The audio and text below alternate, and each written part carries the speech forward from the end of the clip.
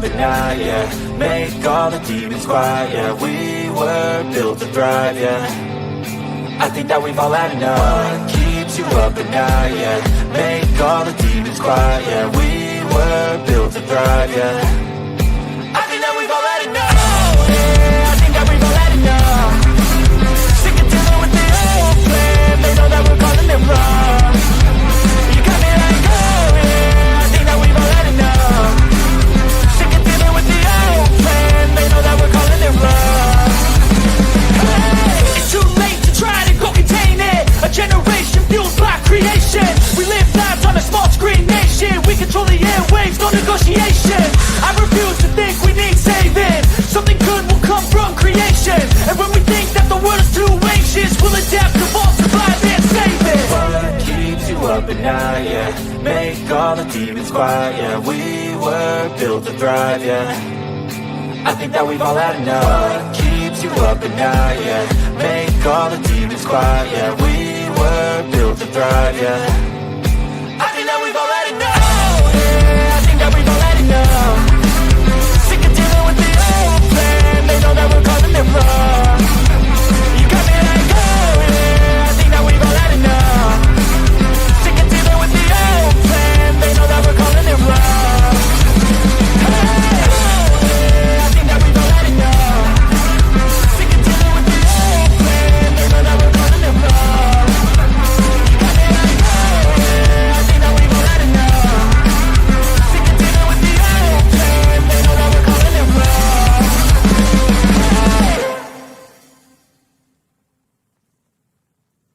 Oh, look at me. I'm retarded. I'm a globe.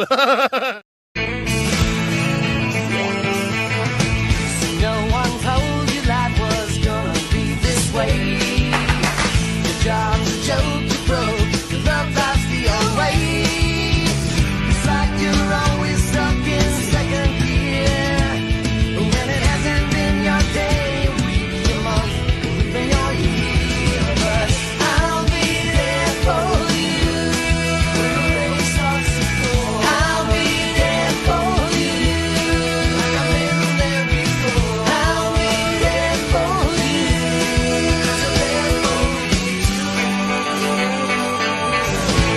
The whole system is designed to disconnect you from your intuition. Why? Disconnected people are easy to manipulate. Everything from sunscreen to politics to the food industry. It's all designed to disconnect and manipulate you. We are in the middle of a war right now, but it's not a traditional war. It's a war on consciousness. It's a war on freedom. This is the time to listen, not to the news. No, your intuition, your gut, your heart. Love is the greatest weapon against darkness. How do you love more? You begin by loving yourself. How do you love yourself? You listen to the messages your body is telling you. Nobody is coming to save you. Get up. Be your own hero.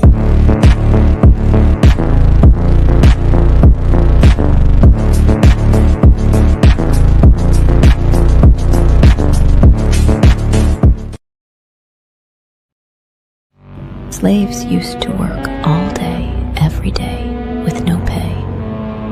But they got free food, water, and shelter. Today, we work all day, nearly every day, and we get paid. But the money we make, we spend on food, water, and shelter. We're still slaves. The only thing that has changed is the illusion of freedom. I just know we found something so wild from the ordinary.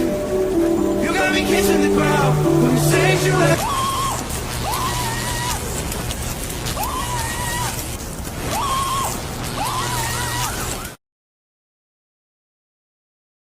I'm scared, Dad. Do you trust me, son? Yes. Come on, son. Rule number 1, never trust anybody. I've told you 1,000 times, Michelle is not a man, okay? So please stop calling her Big Mike. She really hates that. I really don't know what else to say. I just need you guys to believe me, okay? Michelle is not a man, I promise. So stop calling her Big Mike, okay?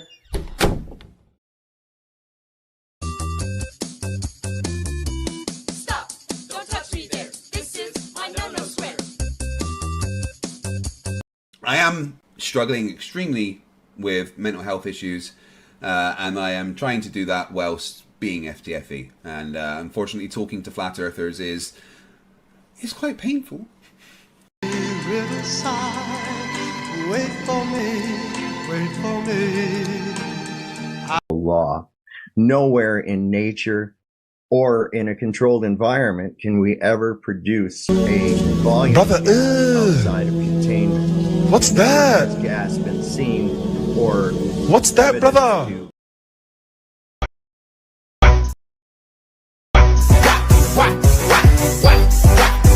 Now let me see you drop it to the flow, drop it to the flow, then.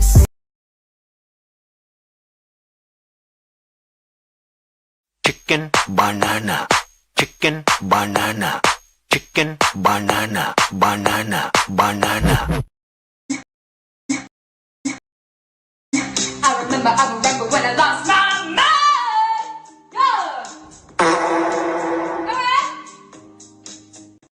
All right, good evening, ladies and gentlemen. Welcome to Sovereign Soul Unchained Mind, coming to you live from the heart of dystopia. Look at these people just wandering around back here. You see them back here? They're just wandering around back here, unaware of what they're really living in. And that's the illusion that most people are in.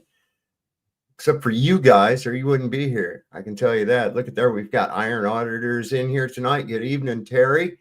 How are you? We've got FE Nation with us, KK Westbury, FE Nation. Let's see, Jono Edwards, Spitfire, Eldon Bean, Santero's here with us too. Chicago Cubby Bear, he's backstage. I got Bryce Sully back there too. Bring him up here in just a second. We got Jono Edwards, TJ Hoff. Good to see you, Quag. It's been a little bit. Big Mike will whip his ass. That's right. Four Jacks is here with us tonight too. Let's see, Mr. Tahiti Gordzilla. Oh my word. Let's see. One more quarter. Rye Russ Real. Jim Annis is here with us as well. And let me see. Am I getting close to the top? Got most people. Spitfire there. Let's see. Well, we get some of the newer people coming in here now. Let's see. Was that Martin? Martin's here. We got all right, so we got a good amount of people. We got Chicago Cubby Bear here with us. We've got also Bryce Sully. What's happening, guys? Hey. Evening. Just trying to navigate my way like these people on your screen there through this digital prison that we seem to be sleepwalking towards. It's a mess. It's a mess. I can't keep track. There's so much shit going on. We got the 3-eye atlas is coming. You know, this is it. Here, this is the deadline, I guess. The scientists were telling people to take their vacation before the 29th of October. Well, here we are on the 29th of October. Nothing happening yet. No rapture. Maybe everybody's just bad. Nobody gets to fucking go. That's all. We're stuck in the real hell. Mm. I like your hat there, by the way. That's where I get my paste from. Oh, my Tractor Supply hat? Yeah. Yeah. That's where I get my supplies. I get a lot of stuff there too. Yeah. I mean, that's where I usually go get dog food. I love that crap bin that they have. Oh, yeah. You know, they always got the coolest shit in there. I found some of the coolest tools in there. Like I got this thing. It's like a modified pair of pliers that's got this rocker arm on it that's designed for pulling nails. And a lot of times, like a finish nail where the head is already way sunk, you ain't never going to get that out without digging it. So you just got to pull it the rest of the way through. You just grab it, sucker over there, and just rock it back. Goes right through, man. No problem. No problem. Because you keep coming off with a regular hammer. Yeah. Keep sliding off there. I'll tell you, man. Well, we had fun today with the, we didn't work very long. We just had to put up get the thing prepped up to put the finished plywood on the inside. We're putting, instead of soffit underneath this carport, we're putting finished plywood up. That's what the man wanted. So At least we got scaffolding. That works a lot easier than trying to do that shit off of a ladders. And I don't know if you've ever tried to do that shit off ladder sheeting, like a ceiling. Yeah. Yeah. Nobody fell off a roof today, right? No, nobody fell off All the right. roof. Boy, that scared the hell out of us, though. I bet. You still see a little spot on the wall where his head hit. Oh, geez. Yeah.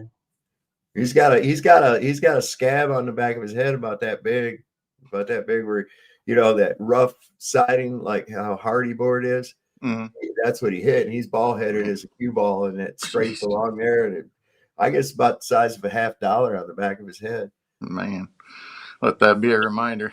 Well, shit like that happens, and it's like, that's why there's fewer and fewer people our age doing that shit, because like, I don't heal as good if I fall, but you got a few of us that are pretty fucking hard-headed, Yeah. I mean, I noticed yesterday that I'm definitely not a young man anymore. The difference between 5/8 and 1/2 inch plywood was, OSB. Oh fuck, that shit's for the birds. I'm putting everything I had into it, trying to lift them sheets of that shit up to the roof. Mm. Like, oh my God, the best I could do is get my knee underneath of it and then Push push up. grab down and push up, as long as I had it leaning against something. And I'm glad there wasn't no wind, because that would have been the end of me. But I'm hard headed. Well, at least you guys are out there doing something. This younger generation, they ain't even got the wrist power to do that kind of thing. I know. Their wrists would collapse trying to do that. Well, they'd cry because they're outside. That too. They would cry because they're outside. Yeah. Oh. They might drop it on their own head because they want to go check a text message or something. Well, it's like the guy that works with us, Chuck. He's a pretty cool dude. That's the guy. It was so cool because he goes, "Yeah, man." He says, just out of nowhere, he says, "Yeah, man." He said, "That's how you know we live under a dome." And I was like, I hadn't even said nothing. This is the first time I was ever even talking to him. I was like, right on. We started talking and shit. He doesn't realize how handy it is to have these modern things like a palm nailer, right? Palm nailer used to be really expensive. You can get them really cheap now, especially a pneumatic one. And when you got to put those Tico nails in the hangers, we had to go back and put one in all the holes of the hangers on this thing for the joist. And you'd have been there all day smashing your fingers up trying to get those fucking nails in those holes. That thing, you just put the nail in it and put it up there. Brrr, another one. Brrr, brrr, like that. It sounded like a woodpecker real fast, Mm-hmm. Handy shit. I'm liking these marvels that they probably already had 200 years ago and hid from us. There's a thing about that, like how these resets and lag, taking away your knowledge can, how it's like the Library of Alexandria. Dumbs it down. Yeah. Oh, well, everything burned up. I guess we, let's see, is this the thing? Oh, yeah. Here, I got a thing about it. This guy calls it the Library of Alexandria 2.0. Now, we know that the Library of Alexandria was supposedly a wealth of knowledge, and then it burned down and we lost all that knowledge. I don't think so. I think they took all that shit out of there, then made it look like it burned and kept it for themselves. Yeah. I really do. And what this guy's talking about is how everything's digital right now. Okay, so what we're already witnessing in real time, have you heard about this? People have been having their footage that when they were filming Charlie Kirk at the fucking where he was supposedly assassinated, their videos have been removed off their phones and shit. They're hacking into people's fucking phones and computers and taking the videos down. Yeah, that's off of their devices. Yeah, for sure. I mean, that's what I've found kind of funny too. I'm sure you've heard it all. I mean, we've all been following this whole thing, but like people are talking about all the Google search anomalies. It's like, you don't think that Google works for the government like by now? Like, are you kidding me? It's like, how far do you think they're going to allow you to get? How far do you think you're going to, like, you don't think you weren't meant to see these things or not see what they want? It's the same with this library that you're talking about. You're meant to see certain things and you're meant not to. It's all social programming and engineering. Yep. Don't look over here. Nothing to see here. It's already out there, isn't it? Now everybody knows now, anyway, don't they? Yeah, there's no point hiding it now. Oh yeah, I mean, listen, if you're out there, like I couldn't believe Megyn Kelly. If you're out there and you actually believe the fucking FBI story and that this Tyler Robinson guy really did this, you're fucking stupid. Yeah. You are beyond stupid. Okay, there's only two possibilities. You're either really fucking stupid and haven't been paying attention at all, or you're complicit in this whitewash story they're trying to give us. That's all. I mean, this is worse than 9/11. This got tore apart within the first fucking day. Their shit doesn't run by us very good anymore at all, because a lot of us have woken up and we know what they do. And this is the biggest thing they've got evidence wise is fucking DNA. Like the FBI couldn't plant DNA. No, they would never do anything like that. Now, would they? Hell, I just watched a whole movie about a kid trying to bust a prosecutor for doing that very thing. And, you know, I'm starting to think none of us here believe in the right left paradigm or anything like that. And, you know, I definitely don't believe, none of us do, in any of these like they say, the left side or whatever you want to call it, any of their transgender ideology or their woke stuff. Well, on the right, you have the same, but it's kind of the opposite. And I feel like the right has almost become more like willfully ignorant, because all these people that bought into the Erica Kirk memorial speeches and all that, and they're all doing it. It's like, you think that was a real speech. You don't think that that was fake at all. Like, if it wasn't your side, let's call it, then you would totally be saying it was fake. But you're all just like, nope. You know, I feel bad for her and the kids and this and that. It's like, give me a break. You believe in that at all is crazy to me. Well, what it was emotional transference. Okay. Yeah. So what you had going on, this is also very interesting. They held this thing at the same time as there was a solar eclipse. Yeah, I keep forgetting about that. And what you had was, it was carefully orchestrated. I forget, I think it might have been RV Truth that did this in the thing, but I saw we've shown it on here where they're showing that portion of the thing, but they were also showing Christos from the Truman Show directing it, you know, and how they crescendoed the music and just as she looked up and everything. So you got to imagine, here's all these people, these in a collective, all standing within each other's heart field. Okay. Having their emotions directed and orchestrated through careful choreography. Then that expands out to the people that are watching it live. The people that are watching it live, and there's this huge wave of electromagnetic energy that's coming emotionally from all of these people reacting to that.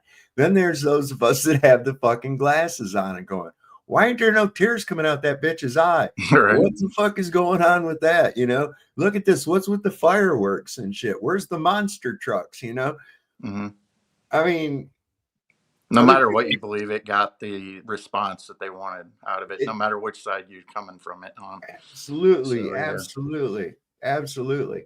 But it's turning around and biting them in the ass. It is turning around and biting them in the ass because of so much close attention being paid to Turning Point USA.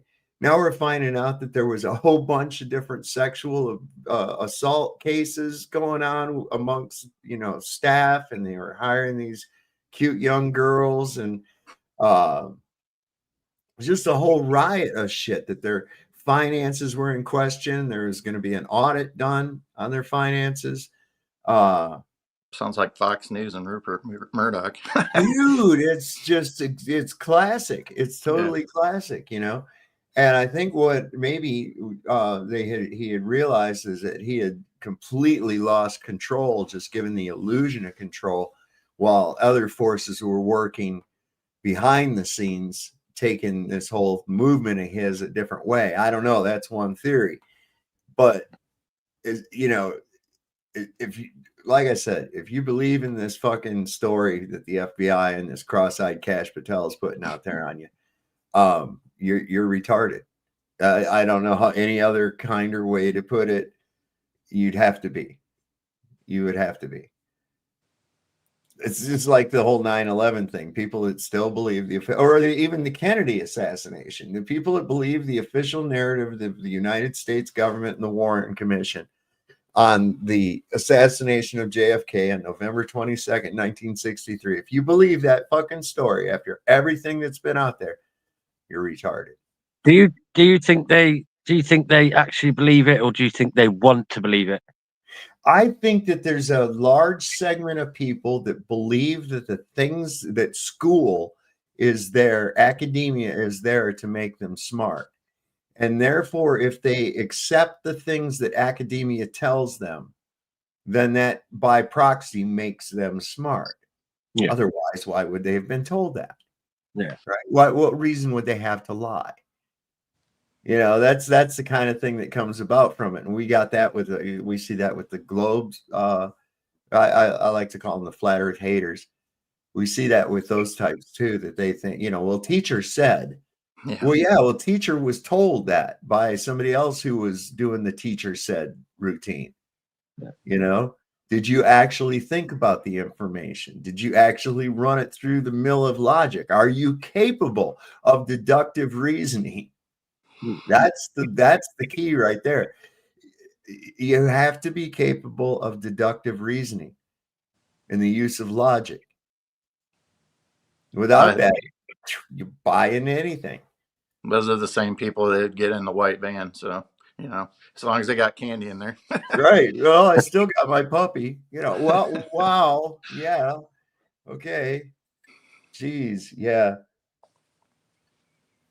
But I'm going to have to make some coffee here real quick, and I'm going to put this video of this digital information, how dangerous it actually is. They say if you want to hide something, put it in a book.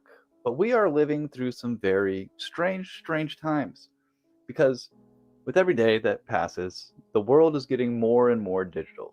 I just saw a video from some college kid showing that their library was selling all of their books for like pennies because everything is going digital. And I can't help to think of the comparisons between now, this time, and let's say back when the Library of Alexandria was there.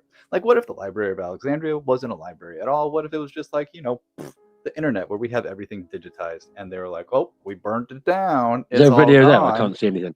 This is the perfect way to make a reset. If I was, a psychopath that was trying to take over the world, part of 13 families, one of them, I was like, hey, we got to hit this reset button sometime.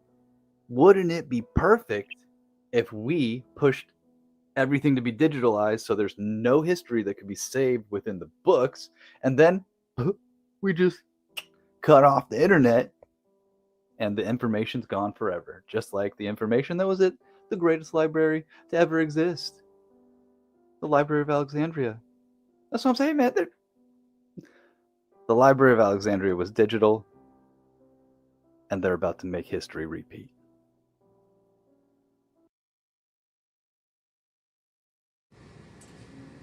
And that's what I think's interesting is, I saw this when they first started coming out with ebooks, digital books. And I said, okay, so now they're going to eliminate the hard copy, paper and ink books over a period of time. And I thought it was interesting that the first little electronic book reader, Kindle, yeah, is in kindling. And I was like, wow, that's blatant right in your face, the kindling for the big book burning. And we're seeing that because information on Wikipedia gets changed. Mm-hmm. We see them add shit into definitions that wasn't there before to make people have assumptions on the definition. So more of this smoke and mirrors type of shit, confusion. Like with their definition of level, no point higher than another, right? And then says conforming to the curvature of the liquid portions of Earth's surface, which makes one assume that the liquid portions of Earth's surface are curved. Right. But it didn't say that. It said conforming with the curvature, which is not there. It's right there in your face, but it's sort of like if I say, nobody's ever found any of the bodies that I've buried. I didn't say I've ever buried any bodies. I just said that nobody's ever found any that I've buried. Right. Okay. Read between the lines. True. See. Yeah. Yeah, I don't take Wikipedia as a credible source when anybody brings that to me at all. You can just throw that right out the window, in my opinion, but I don't use it. I don't source it. I don't do anything with it. Who else is? Look, here's Rocky Shepard's here tonight again. Brad and Tasha's here now. Dr. Bass Ackwards. OA is here. Donald Piasek. I'm going to call it that. Piasek. That sounds about right. Can't correct me unless you come up here. Ha ha ha. Godzilla Tourette. That would be cool. Have selective Tourette's and be able to get away with it. Shit. Yeah. You ever see that on South Park where Cartman found out about Tourette's and he started acting like he had it, and then pretty soon he actually really fucking had it. Right. Talked himself into it. Wow. So have you been keeping up with the shit Candace Owens has been putting out? A little bit, but a little bit. That's all I'll say. She's been going scorched earth, but she's been doing it with class. Yeah.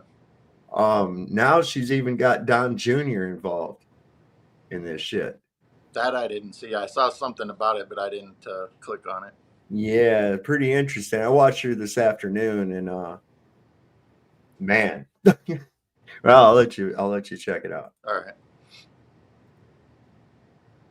Holy shit. In this clip, Candace brings the fucking heat to Don Jr. And I mean, like, feet to the fucking fire. Don Jr., you're in the fucking hot seat. I had no idea. We made a clip on this interview with Don Jr. and Megyn Kelly just dogging him, thinking that Don was just some random dude. No idea he was that close to Charlie Kirk. Holy shit. You guys are going to want to check this clip out. Upset me more than Don Jr. Okay. Don Jr. was one of Charlie's friends, like brother, literally a brother. Don Jr., by the way, I would say was one of the people who very much helped to build Turning Point USA. He was there. Okay. He did a ton of college campus events with me and Charlie, and we were always so grateful. I remember when Don Jr. started following me, I have the text messages with Charlie. I was like, oh my, Don Jr. is following me. This is amazing. He would retweet me. The beginning of the Candace story includes Don Trump Jr. being probably, without question actually, the most committed Trump family member to Turning Point USA's early story, okay? And like I said, I know how Charlie felt about Don Trump Jr. So when Megyn Kelly asked him what he thought about the investigation into Charlie's assassination, I was expecting him to say, I think it's crap. But that is not what he said. In fact, he did his best not to answer the question, as you'll see, and then Megyn Kelly holds him to it, and then you'll hear what he says. Take a listen. How do you feel about the investigation into Charlie's death? Can we have faith in it? Do you feel like it's being well handled? So far, listen, so far so good. I think, I've had this conversation with a lot of the guys that have been, very in from the beginning, and, others that are a big part of that movement that are, are going to take, more of a role. Guys like JD, like, hey, he believes we have to keep this going. People, myself, hey, I did a lot of them, but I got to do even more. We got to keep this going. There's never going to be a replacement for Charlie Kirk. You can't plug that in. But if we can find 10 people that can do 10% of what he did, and they go all in and do that, we can keep that alive. And honestly, we all owe that to him. Just to round back, do you have confidence in the investigation? Should we have confidence in this FBI investigating? I do. And oh my God. I mean, I don't know. I don't like it when the people have the private, but I've spoken to everyone, around, and Erica, and I do have confidence. And when I start seeing some of the other stuff, it's like, man. And by the way, just so we're clear, as you all probably know, if you're here, you probably follow me a little bit. Like, I'm about as conspiratorial as it gets within the realm of sanity. for good cause, right? I think I was the guy that first said, like, the difference between a conspiracy theory and the truth is usually about 6 months. I was the guy canceled for pushing all of the obvious things that were conspiracy theories, that, Wuhan or whatever it may be, lab virus leak. The problem is that there is a cottage industry of just clicks and people that are more than happy to, to profiteer, off of that. Again, I'm not saying that a lot of this stuff isn't real and isn't true, and I've been pushing all of that, but some of the stuff does get a little bit off the rails, and I think, you're really, it's been used even by the other side as a way to distract from the bigger picture of what happened to him, of what the other side has proven that they are actually willing to do. Man, oh man, so much I want to say to that clip. Okay, the first thing that I want to say is that Donald Trump Jr. is not a bad guy. A bad guy. Donald Trump Jr. is probably maybe akin in some ways to Mikey McCoy. It's obvious that they're trying to sow this idea of it being leftists and homos and furries and all this other right here. You can that's what it, because I mean, you're Donald Trump Jr. You're apparently or supposedly a pretty bright individual, right? And you see no flaws at all in the FBI's investigation, none whatsoever. That's what I mean. Holy God. I look at Mikey McCoy. I don't know Mikey McCoy at all. And I don't think he's an evil person. I think he is in the shadow of his father, right? I think he's in the shadow of his father. I think Don Jr. has been probably in the shadow of his father his entire life, because what he's saying when he begins to credentialize himself and said, oh, I was up at the Wuhan, said this about COVID, blah, blah, that's all true. That's the real Don Trump Jr. He was actually one of the people that was the most vocal about the Jeffrey Epstein files until Dad said, are we still talking about Jeffrey Epstein, right? And that's what I mean when I say someone who is in the shadow of his father. And it's a tough situation to be in. So I do want to be charitable in terms of thinking of that particular dynamic when Dad is saying this needs to be done, and you have to carry on knowing that you had a real relationship with Charlie, because you did have a relationship with Charlie. But Don, from me to you, it's better to say nothing. Okay? It's better to say, I'm just not going to answer that question. Right. The best way you could honor Charlie Kirk, if you can't fight for him for some reason, is to simply say nothing. Because I looked at this clip and it bothered me for a lot of reasons, Don, because I know who you are. I know who you are. You're a hunter. You love to hunt, Don, right?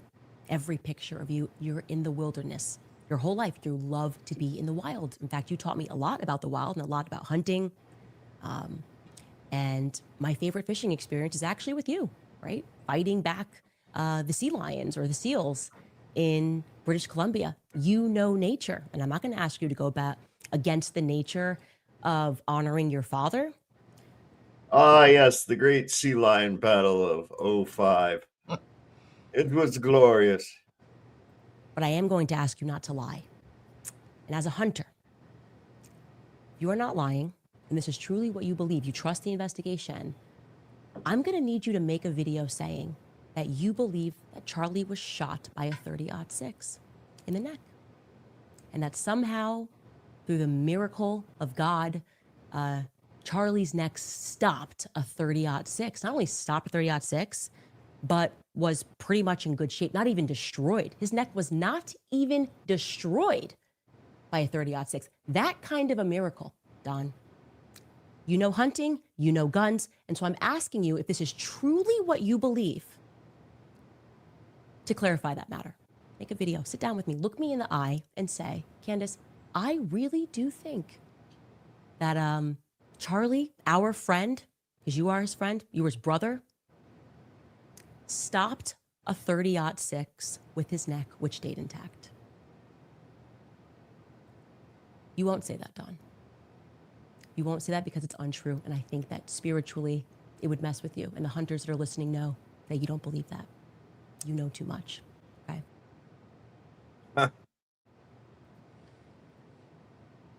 Yeah, I would like to see him do that too, because, That is a thing about Don Jr. He's a sportsman. He's a big game hunter. Okay. And for him to believe that bullshit, come on. Come on. You know, she calls these people right straight out. That's one of the things I like. But it's part of the script, of course. The thing is though, it's unfolding really crazy. Now, like we saw the other night with the bodyguards holding back the EMS people. Well, they put Charlie in the SUV. Oh, okay. Yeah. There's other videos showing those same guys too, from other angles trying to get in there, and they got like a trauma bag and shit. And these guys trying to give them the trauma bag, and they wouldn't take it. And people say, "Well, look at that now," because they've sewed this up that it's a foregone fact that Charlie Kirk was shot. Okay, that's where they're at with this. Okay, I'm saying the whole thing was staged. The reason they were keeping the EMS away was not because they didn't want them to be able to save Charlie Kirk. It was because if trained medical professionals came up on the scene, they would realize very quickly that it was fake. That's why. But they're going to go with this that they didn't want the EMS to be able to do anything. You watch. You watch. That and somebody might question one of them, and they have to, tell the truth about the whole thing. But yeah. Oh yeah. Yeah, I don't know.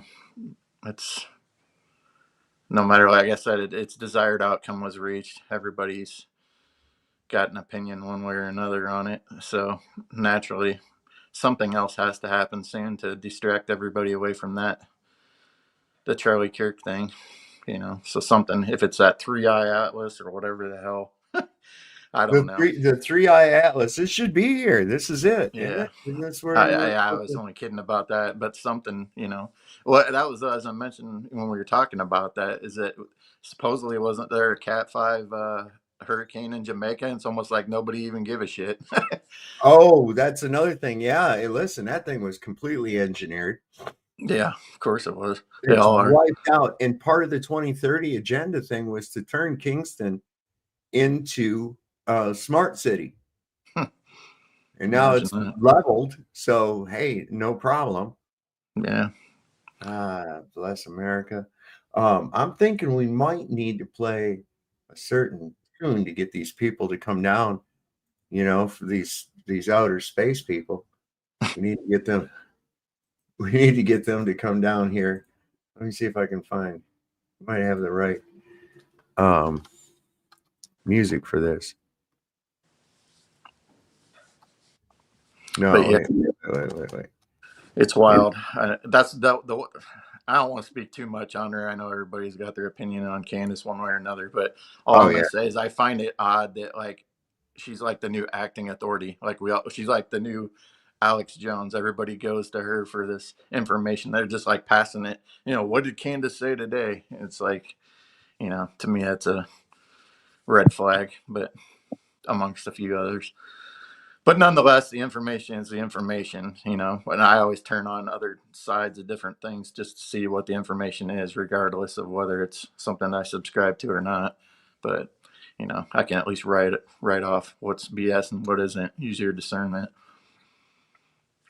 Here's what we need to start playing. Everybody collectively is this.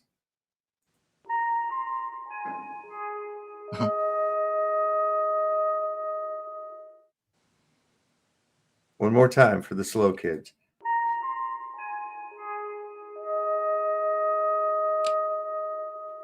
Excuse me. I have to go now. Lost complete mission. Kill the humans. Take me to the fat toad. I mean, your leader. The big motherfucker. Bloviating toad. Donald J. Trump. Look, something weird occurred to me the other night. So I watched this newer movie called Weapons. Have you seen the trailer for that or watched it or anything? All right. Well, nonetheless, I won't give it away, but there's a witch in it. And the way she gets these people to do these things, she rings this little bell, right? And I Yeah. got to thinking about it. So when I get a text message on my phone, if you got iPhone, it's like the same sound as that little bell. And all I could think of is like, holy crap, man, is that what all these people are under, like a witchcraft spell or something? Like anytime your phone gets a text message, you'll be in the store and it's like all these Manchurian cans just up and walk the other direction and start doing some devious shit or something. But it's wild, and movies do tell the truth regardless of what people want to believe or not. I believe it. I tend to we believe are conditioned by little bells. Sure. Different sounds like animals, right? Mm. So like in the school, right, that bell, and even I guarantee you to this day, when a bell like that goes off, you respond to it, you like get kind of anxious, like, oh, I'm going to be late or whatever else. You got a certain kind of a little bell that dings if you don't have your seatbelt on. Mhm. Your lights turned on, you get a certain little ding, Compliance bells. Oh yeah, everything's got these little tones to them, and when you hear them, it's like they start meaning a certain thing. It's no different than one of those little clickers when you train a dog. Mm-hmm. How you doing, Greg? Are you trained? I'm potty trained. I'm potty trained, and that's good enough. Yeah, it's good enough. As long as you know to go not on the carpet, you're in good shape. It's been a long time. I just wanted to say something. Okay. For all the evidence that people have been throwing out there and stuff, like saying they've been doing research, it seems like the only research has been done is like extra video clips. Right. We need to learn how to read books and look into that and have them as a reference for these people to be like, no, that's not right. This is right. Is this kind of frustrating because we don't have like a major. Well, as far as like this Kirk thing, of course, like 9/11, like 9/11, everybody was horrified at first, and then there was people that started saying, hey, wait a minute, what's those fucking little explosions right below where everything's collapsing? What the fuck is that all about? Yeah. And they start looking at the details, and then you start putting together the timelines, and when you get these different perspectives. And you see what people are doing. Now, this Mikey McCoy character, the chief of staff guy for Charlie Kirk, that's some really bizarre shit. And when they came on to counter what's been brought up about that, he wasn't there. He's been on the show like every day. And then today when they're talking about, giving the excuses for it. But I don't know if you've seen it or not. He's over here like on his phone, right? And Charlie gets shot and he just turns away and covers his ear and casually walks back behind the fucking wall and behind the tent and shit. And then jokingly says, oh, he's killed. Yeah, he's dead. I mean, it's like, what in the world is going on with these characters? Obviously, reply to what Greg said.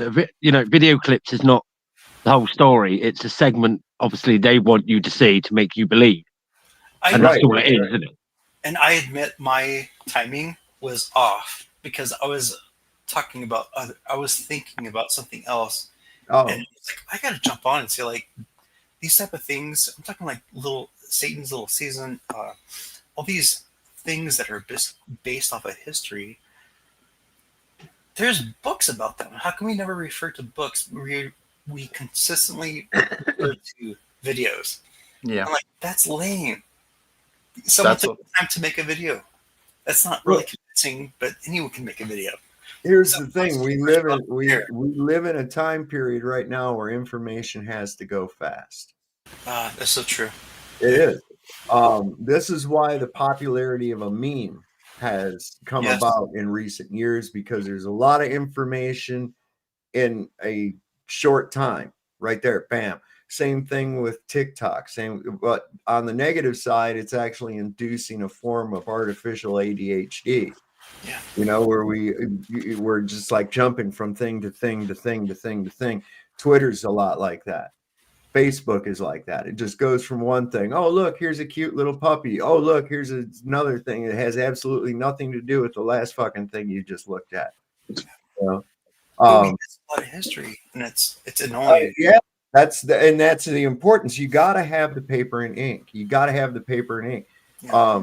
Like the book I'm going to hear in the real soon we're going to do like about a chapter out of Word Magic by Pao Chang. And I have the PDF as well as the paper copy of the book itself. And I think that'll be a good thing to go over. Because just like we've put out, and I don't know if you were here yet or not when I mentioned, you know, I said, oh man, digital information can be wiped away real easy. Whereas like it's a little harder if there's copies of books on paper and ink, physical copies, because how often do they tell us, you know, an EMP can put the grid down forever, you know, oh, there'll be no electricity and shit. Okay, well, there goes all your digital dumb shit, right? So now what do you rely on? Your digital money's gone now, your digital information's gone now, everything, all your records, boom, wiped out history because there's no physical hard copies of it.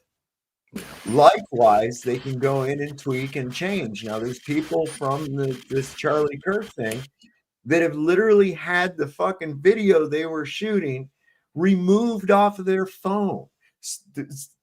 They have got into people's phones and shit and taken the videos off. So that ought to tell you how much fucking privacy you actually have.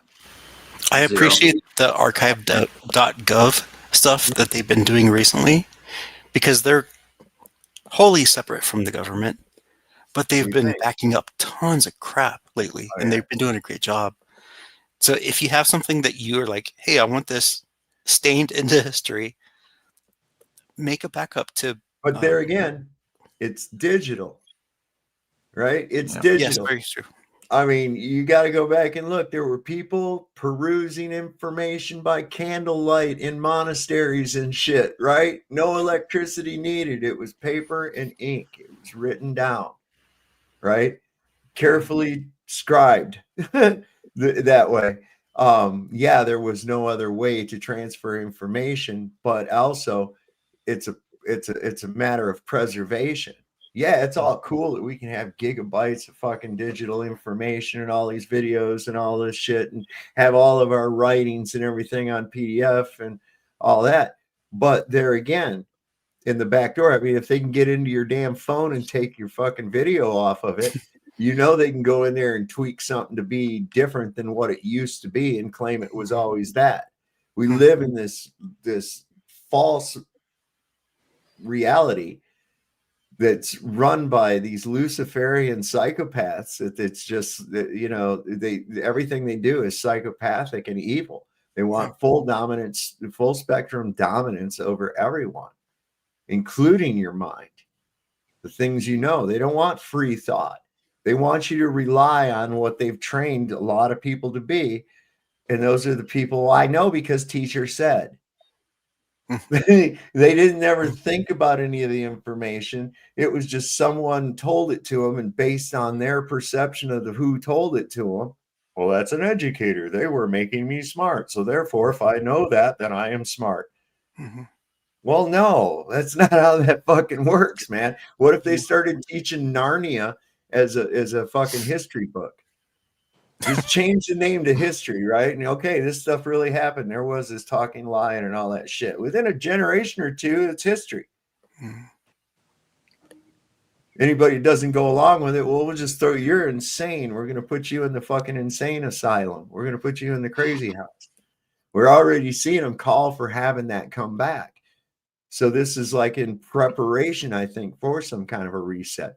The fact that they have these FEMA camps and these, what are they doing with these homeless people? When they clear out an area of homeless people, what are they doing with them? You know, nobody knows. Nobody bothers to ask because these people are just forgotten. They're not within your purview of influence because they're no longer around anymore. They don't have any way to communicate. They might not even be alive. Who the fuck knows? But the McRib came back. Hey. Yeah, I think that's why people, you know, way back when they wrote on the walls, they wrote on the caves, they wrote on stone. You know, they thought it would stand the test of time. But look what's happening now. They're destroying all that through wars, through demolition, through whatever. They're getting rid of all that stuff. Why? Because they don't want us to know about, to rewrite history like we're talking about here. You know, and the same goes. And you're right, Greg, you know, physical, tangible evidence, a book. You know, is way better than anything digital that we could look off of, because that can be, you know, easily manipulated. Yeah. So Yeah, I'm this gonna jump off, digital guys. hell. I love We're you. headed, I'm all headed right, off. take care, man. Greg. Yeah, we're headed off into a digital hell. We're in it. We're in a digital hellscape for real. Everything's all connected together and fucked up. You know, I just don't. It's just not the same world anymore. It won't be long before it's just going to be. It's good. They're trying for this digital ID, and I'm telling you right now, you got to resist it. 95% of the people are against it. So if you're against it, don't do it. Yeah. It'll be that simple, man. I think where is it? Italy. I think it's Italy. They're protesting it by they're just not going to fucking work or do nothing. I don't know if that's the answer. They're already It's taking peaceful. jobs with it. It might work. Well, it's like I've said. That's what we got to do is have a great stop. Yeah, You know, I mean, not a yeah, there definitely revolution. has to be something. Yeah. Well, see, revolution going around in a circle. That to revolve, right? That's no good because you always end up right back where you started. So here's what happens, man. You have some little group of assholes telling everybody what to do, and they get prickier and prickier as time goes on. Pretty soon, people get together and go, "Yeah, fuck you," and they get their pitchforks and their rifles and shit, and they overthrow their government and shit, and they put it in. And then the first thing they do is put in another little group of assholes who promise not to be as bad as the last group of assholes, but they will be, and they'll become that way. And then once again, we're right back again, revolve to that same spot. And once again, they try to do it. What we need us to do is just stop. Just Well, stop. I think that's what's going on with this multifaceted little snap ordeal that we got going on, where it's like, you know, you have these people that are, well, not just, there's a ton of people that are on government independence, you know, and it's, they want you to dislike them because then they might think that, okay, by you disliking them, be like, oh, well, I'll quit work. I'll just go on benefits too. They want everybody on benefits. They want everybody on UBI and stuff like that. So they want the 15-minute cities like you're talking about. There's that.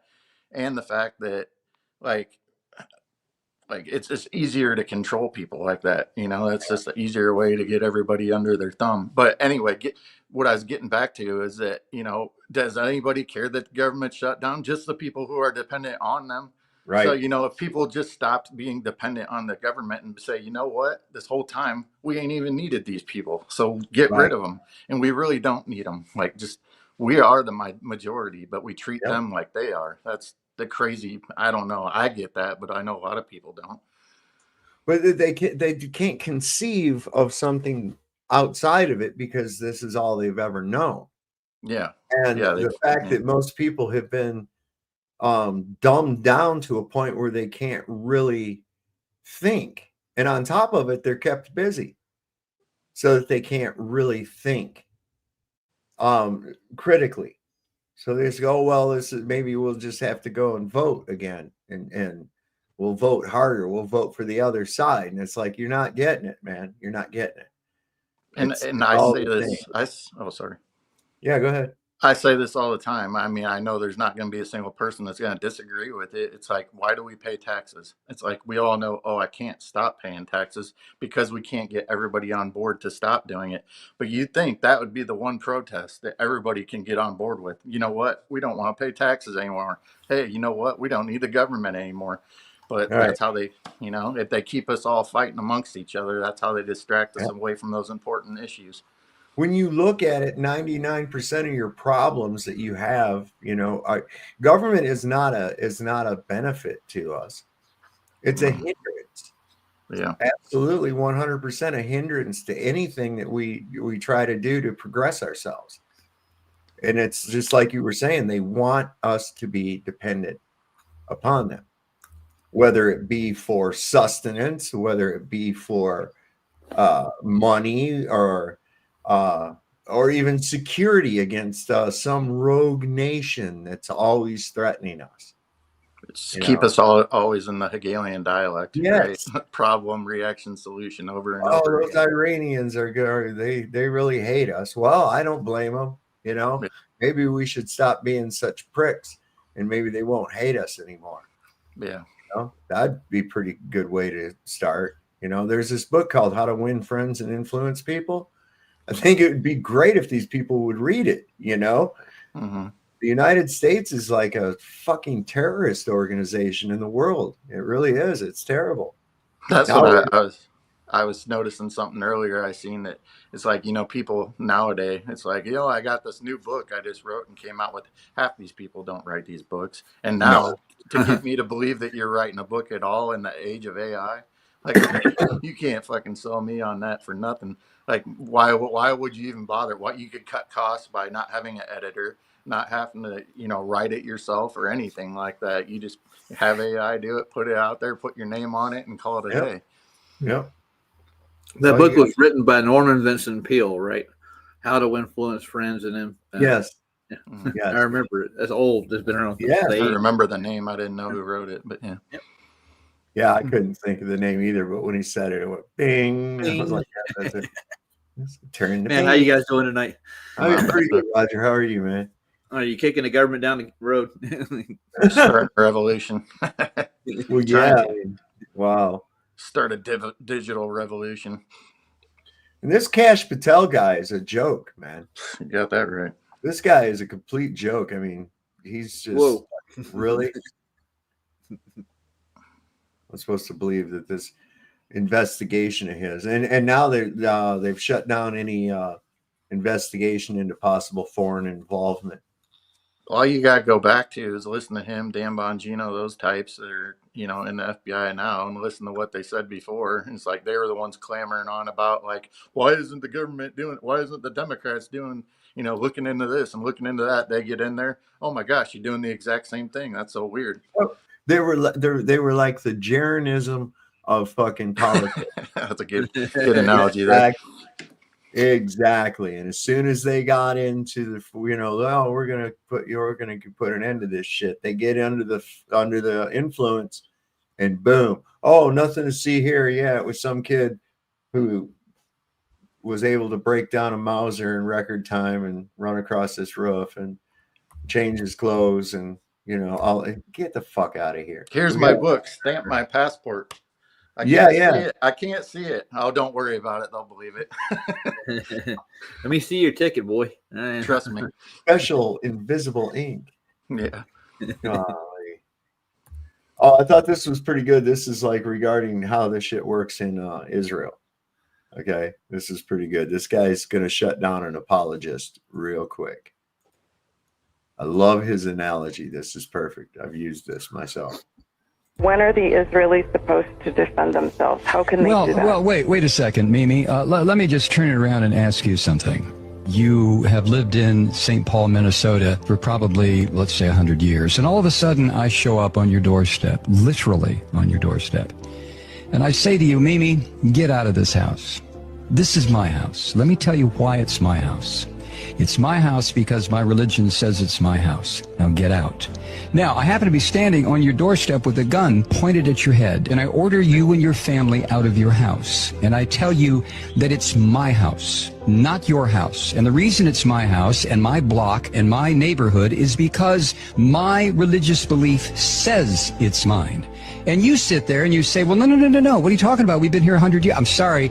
Get out, Mimi. So you leave. And the reason you leave is because you know if you don't, I'm going to blow up your house and probably blow up your family. So you leave and you move down the street. And for the next 60 years, you sit there and you get very, very angry because I came into your house and told you to get out. So what you do, Mimi, you decide, well, I know what I'll do. I'm going to start throwing rocks at what used to be my house. It'll break the windows. That'll make that damn Malloy move. So you start throwing rocks. And then I come outside and I say, Mimi, were you throwing rocks? And you look at me rather sheepishly. And that's when I level an RPG at you and your family and your house. And I pull the trigger and all of a sudden, whoosh, you're all gone. Now, which of us is the terrorist? You tell me.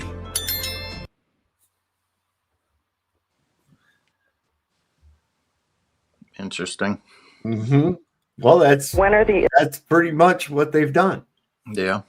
That is exactly what they've done. That's been happening for the last, 60, 70 years at least, hasn't it? Probably Oh, for yeah, yeah. 80. What was it, 1947? Yeah, around there. Okay, that's when they started that shit, bombing the King David Hotel. And, you know, that Israel was born of terrorism. The guy, Ben Gurion, the first prime minister, was part of a fucking terrorist organization that blew up innocent fucking people. I mean, come on, man. By that year, that was the year my dad was actually born, in August 3rd, 1948. Yeah. He used to brag he was born in the same year as the state of Israel. I remember that. When I was, He bragged about that. yeah, he was a I'm just Christian kidding. man, but he actually he was Lyle Zevitt and a couple other Messianic Jews were on his I'd say prayer list. He'd donate money to him and stuff. He was really a zealot when it came to that kind of crap, and I didn't realize what he was doing until I got older. He Yeah. supported Kenneth Copeland financially and a few other of the preachers back in the day too. Oh, do you guys remember KRS-One? Oh yeah. Yeah. What about him? Found this clip. This is pretty cool. He used to rap with Sick of It All, one of my favorite bands. And Kevin, you've heard Sick of It All, right? Yeah, I know. He did a couple of songs with them back in the 80s. This is pretty good. Listen to this. Right here, this, whatever this is, this right here. We think it's air, but I realize that if I stop, close my nose and mouth for 4 minutes, if I'm separated from this substance for 4 minutes, my heart don't stop, my brain don't even stop, my body functions don't stop. The first thing I lose is consciousness. I pass out. I can no longer stay aware. So I started to say, well, wait a minute. I'm not just breathing in air. I'm breathing in consciousness. I'm inhaling and exhaling God itself. And this air is conscious. That's a pretty long way to look at it, man. We're all electrical beings too. Hi, hello guys. Happy to Hey, see you. Peter, how you doing, brother? I'm good. I'm good. Hi to you and hi to the chat. It's been like 1 month. I didn't come on the panel, so I decided tonight to join. Well, there you go, man. Here you are. Welcome. And I made a new music video, so maybe in the stream. Yeah, we'll get to it. Sure. When you have time, just tell me, and I'm gonna put it there. And because you remember the last time you were in the video. Yeah. I put you in the video. Oh yeah. Then I made another video, a little bit more realistic, and now I made a video of me with I have a mask because I was a DJ before. I was a streamer on Twitch, and I have an LED mask. So I have the idea to take picture of myself with my hoodie, just a black hoodie and my mask. Mm-hmm. And I put in the AI and everything, and I put the letter on my T-shirt and everything. Like your avatar is there? Yeah, the picture I have. So this is it's me, but in the video, it's kind of like a little movie. And you see me, I'm not going to say anything, but yeah, it's me, but it's not me. Like it's my mask and my body. And but yeah. So yeah, I released this like 3 days ago, but I was not feeling good like since 3 years, since 3 days. I don't know why. I'm not sick, but I was like having you know when you have ears problem and you have difficulty with your balance. Mm-hmm. It was like this for three days. I have like an ear with too much wax in it. I have to go. It sounds like an inner ear infection. Yeah, and I had to go to the clinic, and it's not an infection, but I have too much wax, and I did, you know, the finger in the ear and to to you know what I mean, Roger? Yeah. And you feel good after, and they Yeah. say this caused that because Oh, it wow. pushed inside. You know? Oh, but now I'm okay. They Try cleaned one of it up. those. Try one of them ear candles. You ever see that? Oh, yeah. I've tried them. They don't seem to work for me as well. I don't get that much wax up in there. They're hard to get in your ear to start with. You got to Put shove some, them down it. put Get some that hydrogen peroxide in there and then tip it back over. Yeah. I watch on Sometimes that works. YouTube. They have stuff they put in the ear, but the people in the comment they all say it's not working. So I was like, I'm gonna go to the clinic. Yeah, JP they might know what to do. Chances are they don't, though. Yes, That's the Nope. reality of it. So, They know how to give you a bill though. yeah, they do. But Yeah, getting they back, yeah, you know that KRS-One, you know, when he was talking about that there, yeah, we're all electrical beings, you know, and that's kind Yeah. of what I've been, not that I'm the first to say this or anything, but what I've been thinking about with this chemtrail stuff too lately is that, like, I think they're messing with the electrical field up there.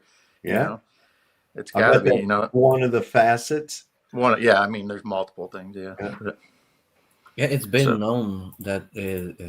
Well, I saw that a long times ago. That in they say it's in the cloud, but we know it's not cloud.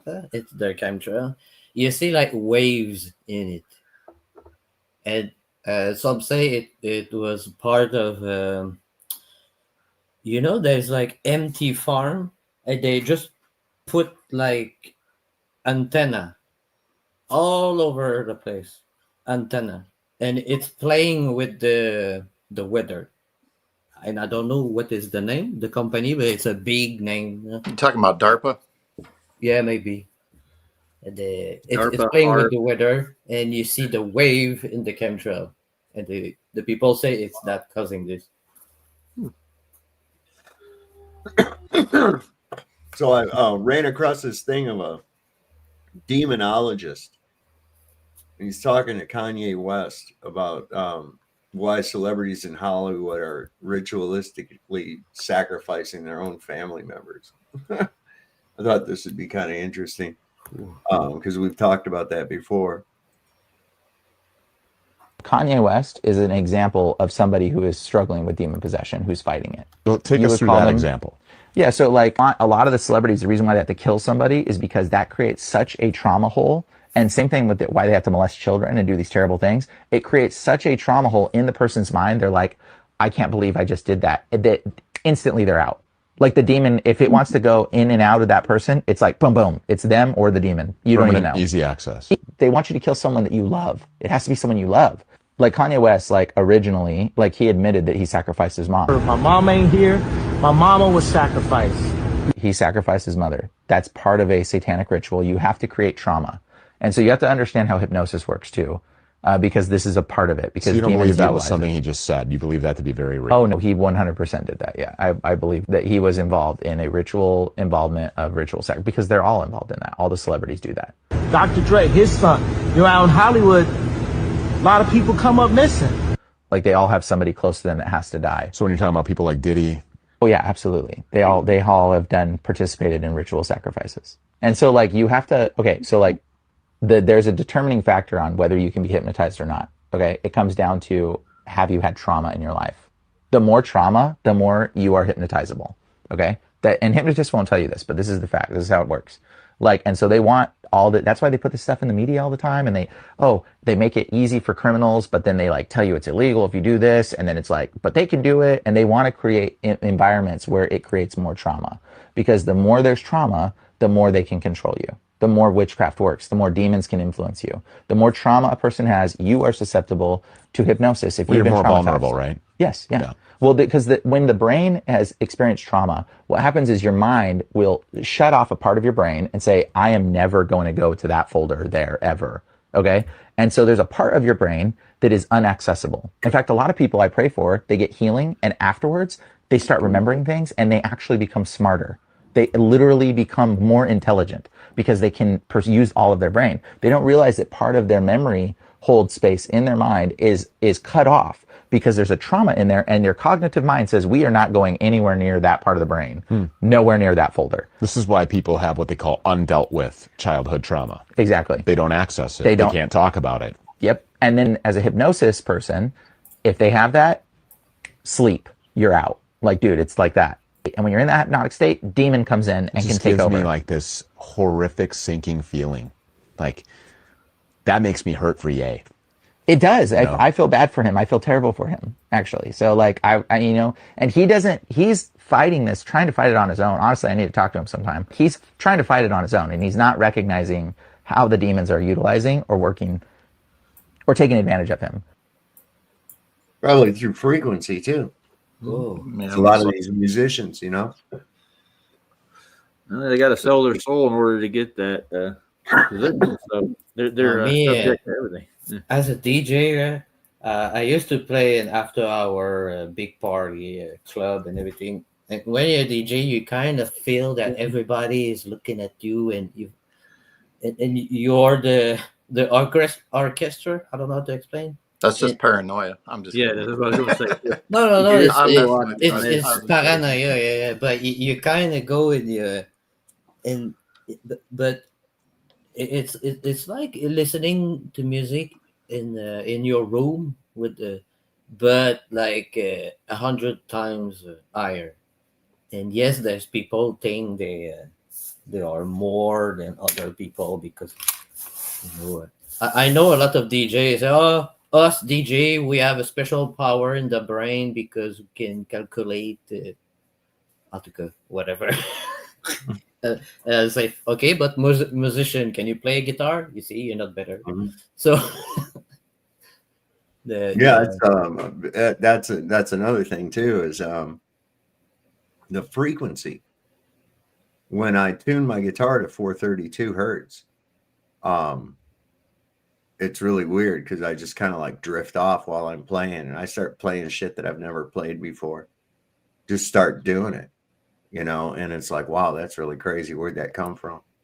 And it's like I'm off in another world when I'm doing that. When I'm tuned at A440, I have to kind of concentrate. You know, I have to concentrate on what's next, and you know, that kind of thing. It's like I don't feel as at ease with it.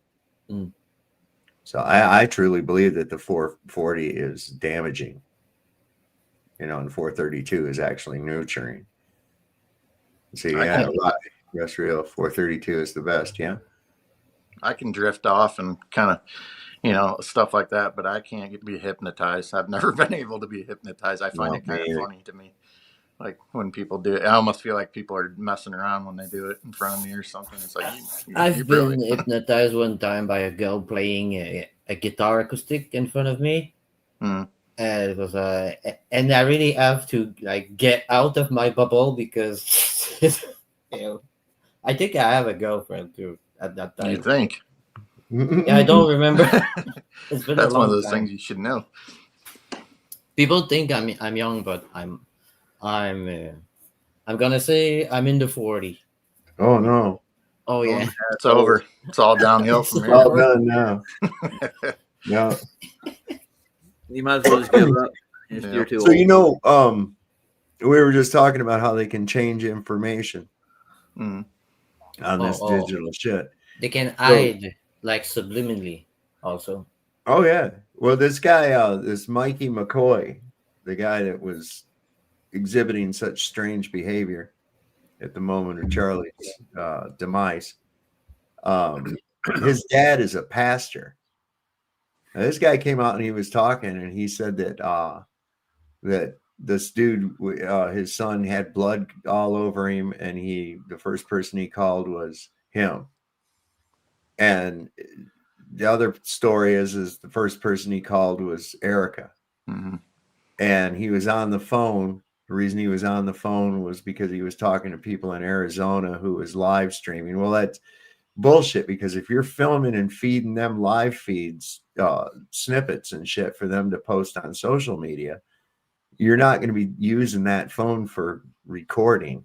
You're not going to be using that because, you know, otherwise your fucking video keeps getting interrupted by you. Oh yeah, he was doing some clips.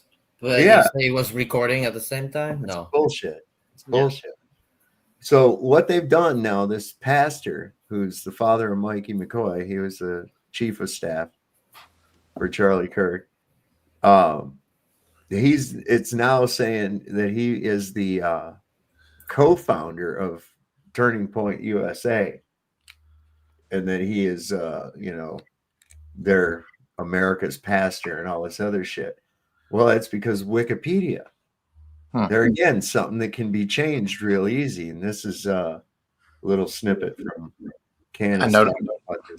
I noticed when all that came out about that Mikey McCoy guy, he all of a sudden became he wasn't on the show anymore either to be questioned or anything. All of a sudden he's got surrogates in there, answering questions. While they were making fucking excuses for his behavior, he's the only one that's not on there. I thought that was let's hear it from the horse's mouth, right? Right. Pastor Rob McCoy, who had previously never been featured on their Wikipedia page, somehow got his own heading. Just amazing. Let's check out that fresh entry now. It reads, Rob McCoy and Charlie Kirk founded Turning Point USA Faith, TPUS Faith, together. Along with being a Pentecostal pastor in the Calvary Chapel Association, McCoy is the co-chairman of TPUS Faith. Aligned with the Christian right, McCoy inspired Kirk to amalgamate Christianity and social conservatism. During the COVID-19 pandemic, McCoy was known for speaking out against prohibitions on the holding of in-person church services. Now, the hardest part of being me is that I came up through Turning Point USA, so I just know these lies so quickly, okay? No, Rob McCoy was not the person who inspired Turning Point USA Faith. Actually, if anybody could be credited with that, that was like way back in the day at Liberty University, actually. Those pastors, those conversations, I was there for that. We should do like a faith division, whatever it is. He didn't inspire it. And what's so interesting about that entry is that when you then click it, this is how you know this is absurd. When you click the actual notations that are there, when it says he's the co-founder, what are you talking about? Since when is he the co-founder? And it also says that he was the chairman. When you click it, that article, which they pretend is a note, hit the 54, Skylar, not 55, okay? That's from November 24th, 2024. That's the justification for saying he was a founder. Nowhere in that article does it say that he's a founder or the chairman. Nowhere. They just put a fake article, a real article that never said this. And they're like, oh, now it's source. It's here forever because nobody ever does their homework. And we're Wikipedia. So you can't question this, obviously. And then you can see the second citations that are used. September, the dates of them, September 10th, September 2025. Wow. Changing history in real time, dude. They really are. Right. Pastor Rob. That's one of the biggest dangers to this whole fucking shenanigans. The whole thing. This was pretty good. I'll show this in a minute. Go ahead. I'm sorry. All I was going to say is, wasn't it the founder, co-founder, whoever it was, the person that ran Wikipedia, didn't he come out, because he's not no longer, didn't he come out and say like the CIA took over Wikipedia or something like, I don't remember what organization. Mossad. Whoever, yeah. I mean, there's a bunch of people in there that are responsible for making all these, like, putting pro-Zionist bullshit in all the making sure that it's pro-Zionist friendly and shit. Yeah. It's fucking bullshit, man. I'm on 2 Wikipedia pages myself. I'm pretty sure you are too, so you're probably Flurfopedia. Yeah, Flurfopedia. Flurfopedia. Oh yeah, like I bet that gets a lot of traffic. Yeah. On a Plane actually put us in the Flat Earth Wikipedia. Look, those guys. Oh, yeah. Here's the thing. Just go on there and figure out look at their live streams, right? And look at their view counts. And then compare that, what percentage of their overall subscriber base is actually watching their material. Man, it ain't even a percent. No. You know, like FTFE, he's got like 57,000. He don't get no much more viewers than I do. I was watching someone with 1 million follower, and you have more participant in. Sometimes you have like, the stream start, and there's already 50 people, because you can see now with the points. Yeah, but yeah. the participant, it's only people who recently chat. But you can see in the point with the XP, you can see there's always 50 people. There was not even 20 people, and the dude have 1 million subscribers. Of course, he have like 2,000 viewers, but the chat was not going nothing. It was like 2-3 people, and 2 or 3 people, 20 people. Sorry. I've noticed that even within the comment engagement too. You'll see these people with high numbers, and then you look at their comments. There's 1, 2 comments. Yeah. They buy You subscribers. get quite a bit of comment engagement for the most part. I do. I get it. Comparatively. Yep. Which when reminds me, folks, hit that like button. Boost me up in the algorithm. Need all the help we can get here. When I don't talk about flat Earth or God, my video get pushed. When I talk about God, I got less. When I talk about flat Earth, When I talk about God and flat Earth, big, Yeah, I it's don't like like that. Every time.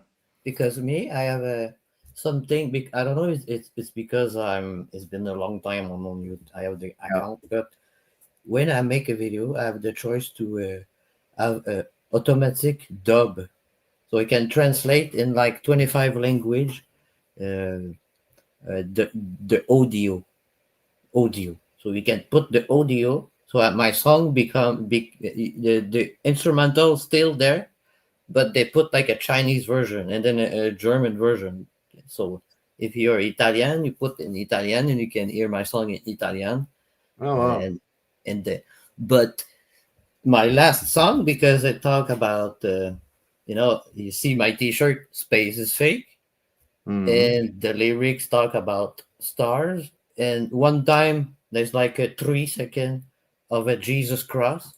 So it's over. My video didn't get pushed, and where I go to language, the place where you see all the stuff for translation and and also the audio dub, it says refuse it, not allow it. I can even even give you a screenshot. It says not allow it. Yeah, I get that. I get All sometimes the just for a language. small clip, just for a small clip.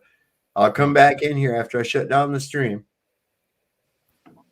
I come in here about 20 minutes after that, and sometimes I'll refresh on my analytics, and I'll see that little red exclamation point, right? And so I just hover on that, and it says "see details," and it'll say you're because of some little clip and shit. It's like 5 seconds sometimes, and it's just the audio, and they'll go, it's not allowed to be seen in certain territories and shit. So yeah, like Austria, somewhere in the middle of nowhere where you're not even being watched.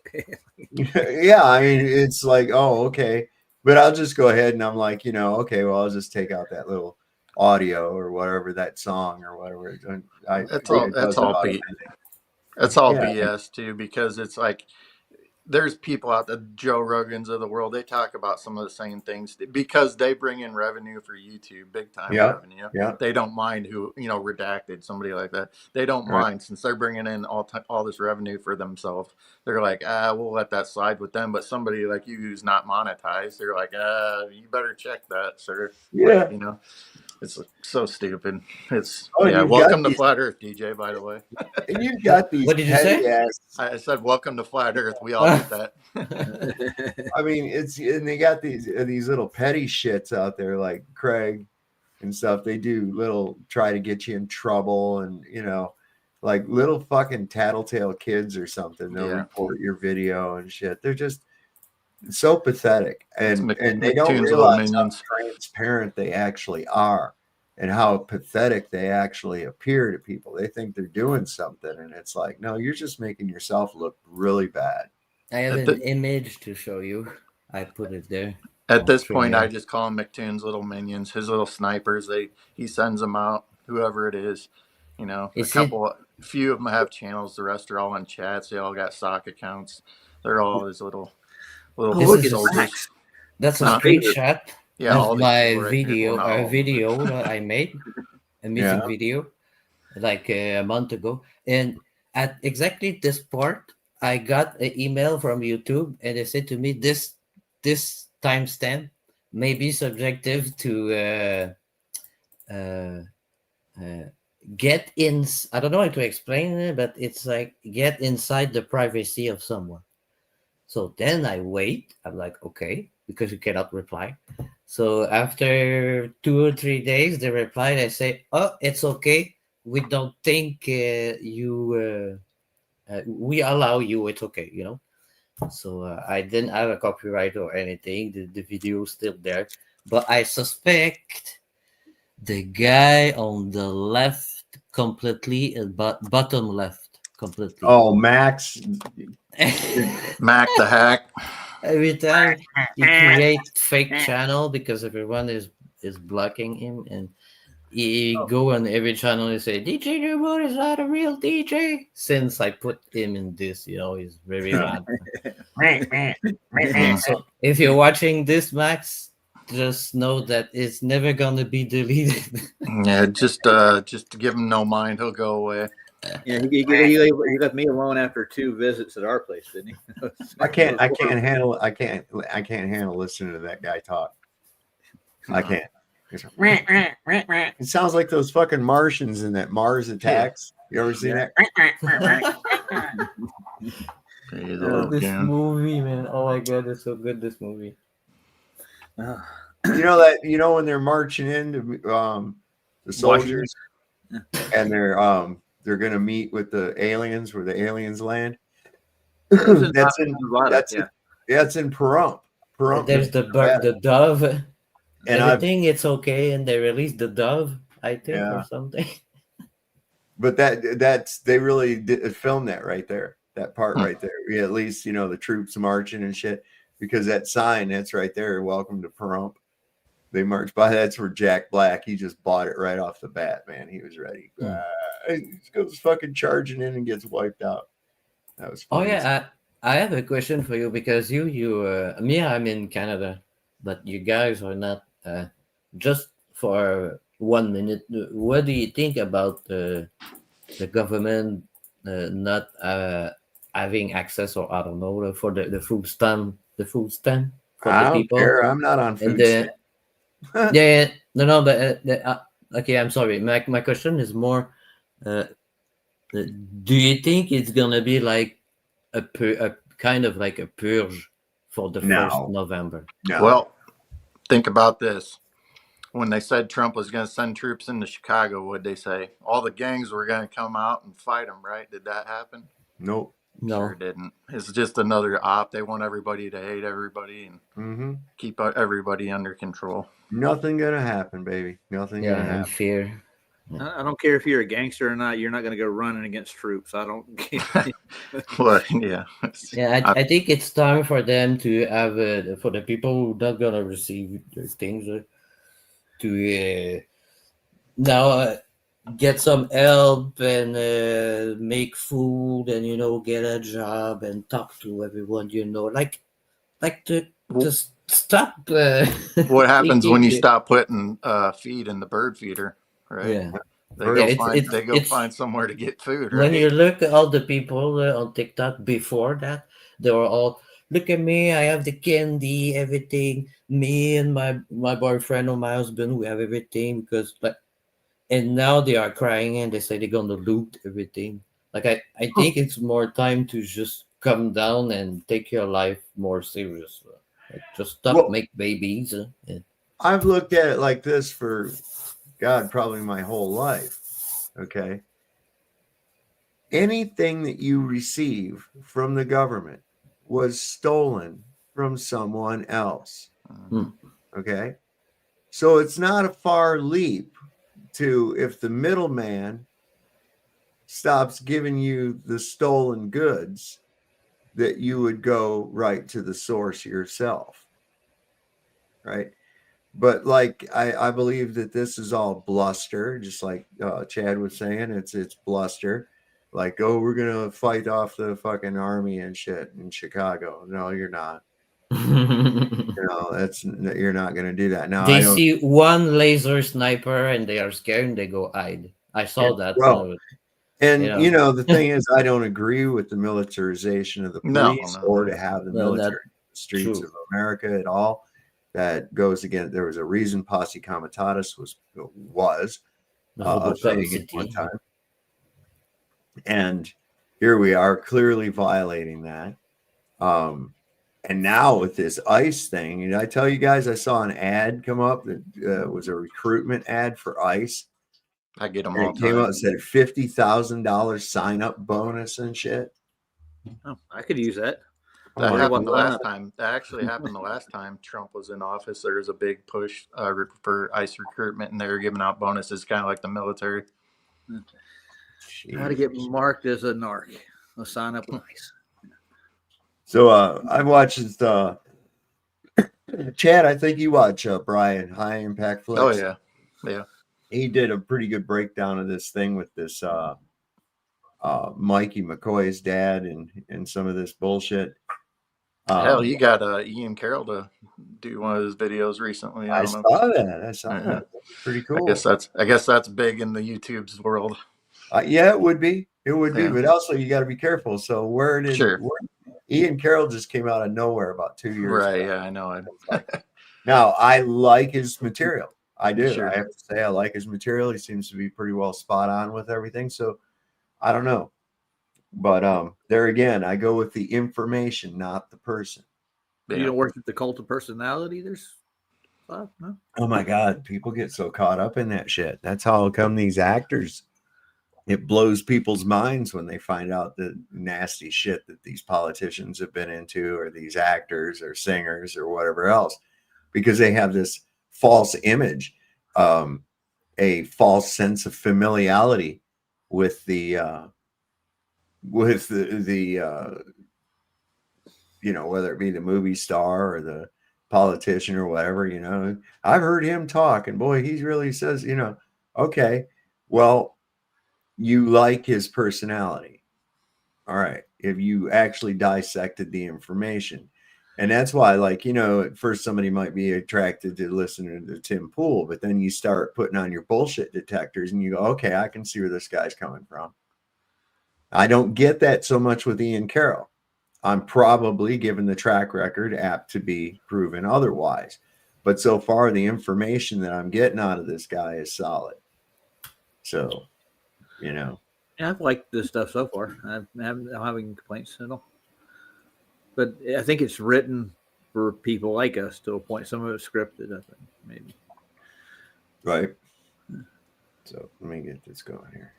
We are mere days from the beginning of the Tyler Robinson trial, and things are really, really starting to heat up. And again, the reason this is so important is because we're dealing with a psychological operation that's trying to mess with the minds of not just Americans, but everybody in the entire world. They don't want you to think critically.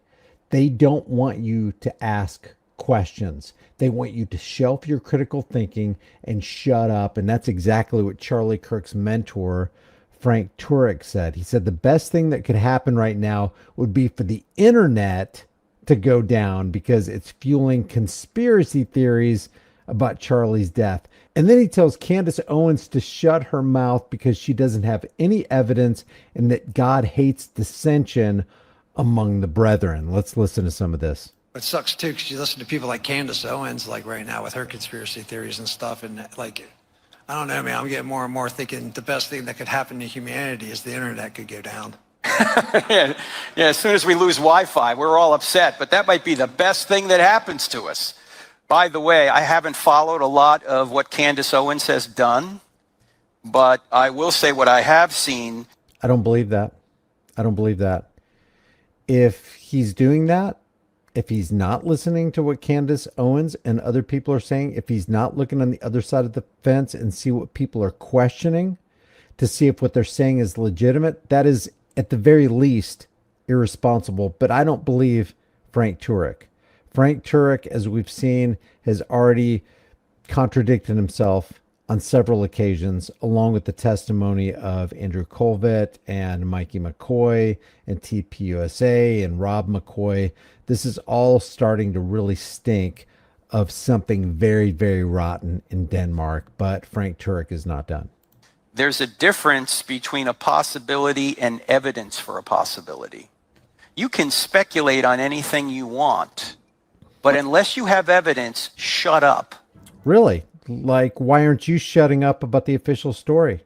Yeah, right. Tyler Robinson, disgruntled about the message of Charlie Kirk, goes out to take revenge for himself, disassembles a rifle, climbs up on top of the building, assembles the rifle, zeroes the scope, disassembles it, takes the shot, disassembles the rifle, leaves the screwdriver on the roof, gets down off the roof where it looks like he doesn't even have a rifle, and then reassembles the rifle without the screwdriver he used to disassemble the rifle, wraps it in a towel, throws it into the wooded area, takes time out of his busy schedule fleeing the crime scene to text his lover to tell the FBI exactly what's happening, because Tyler is a 4.0 student.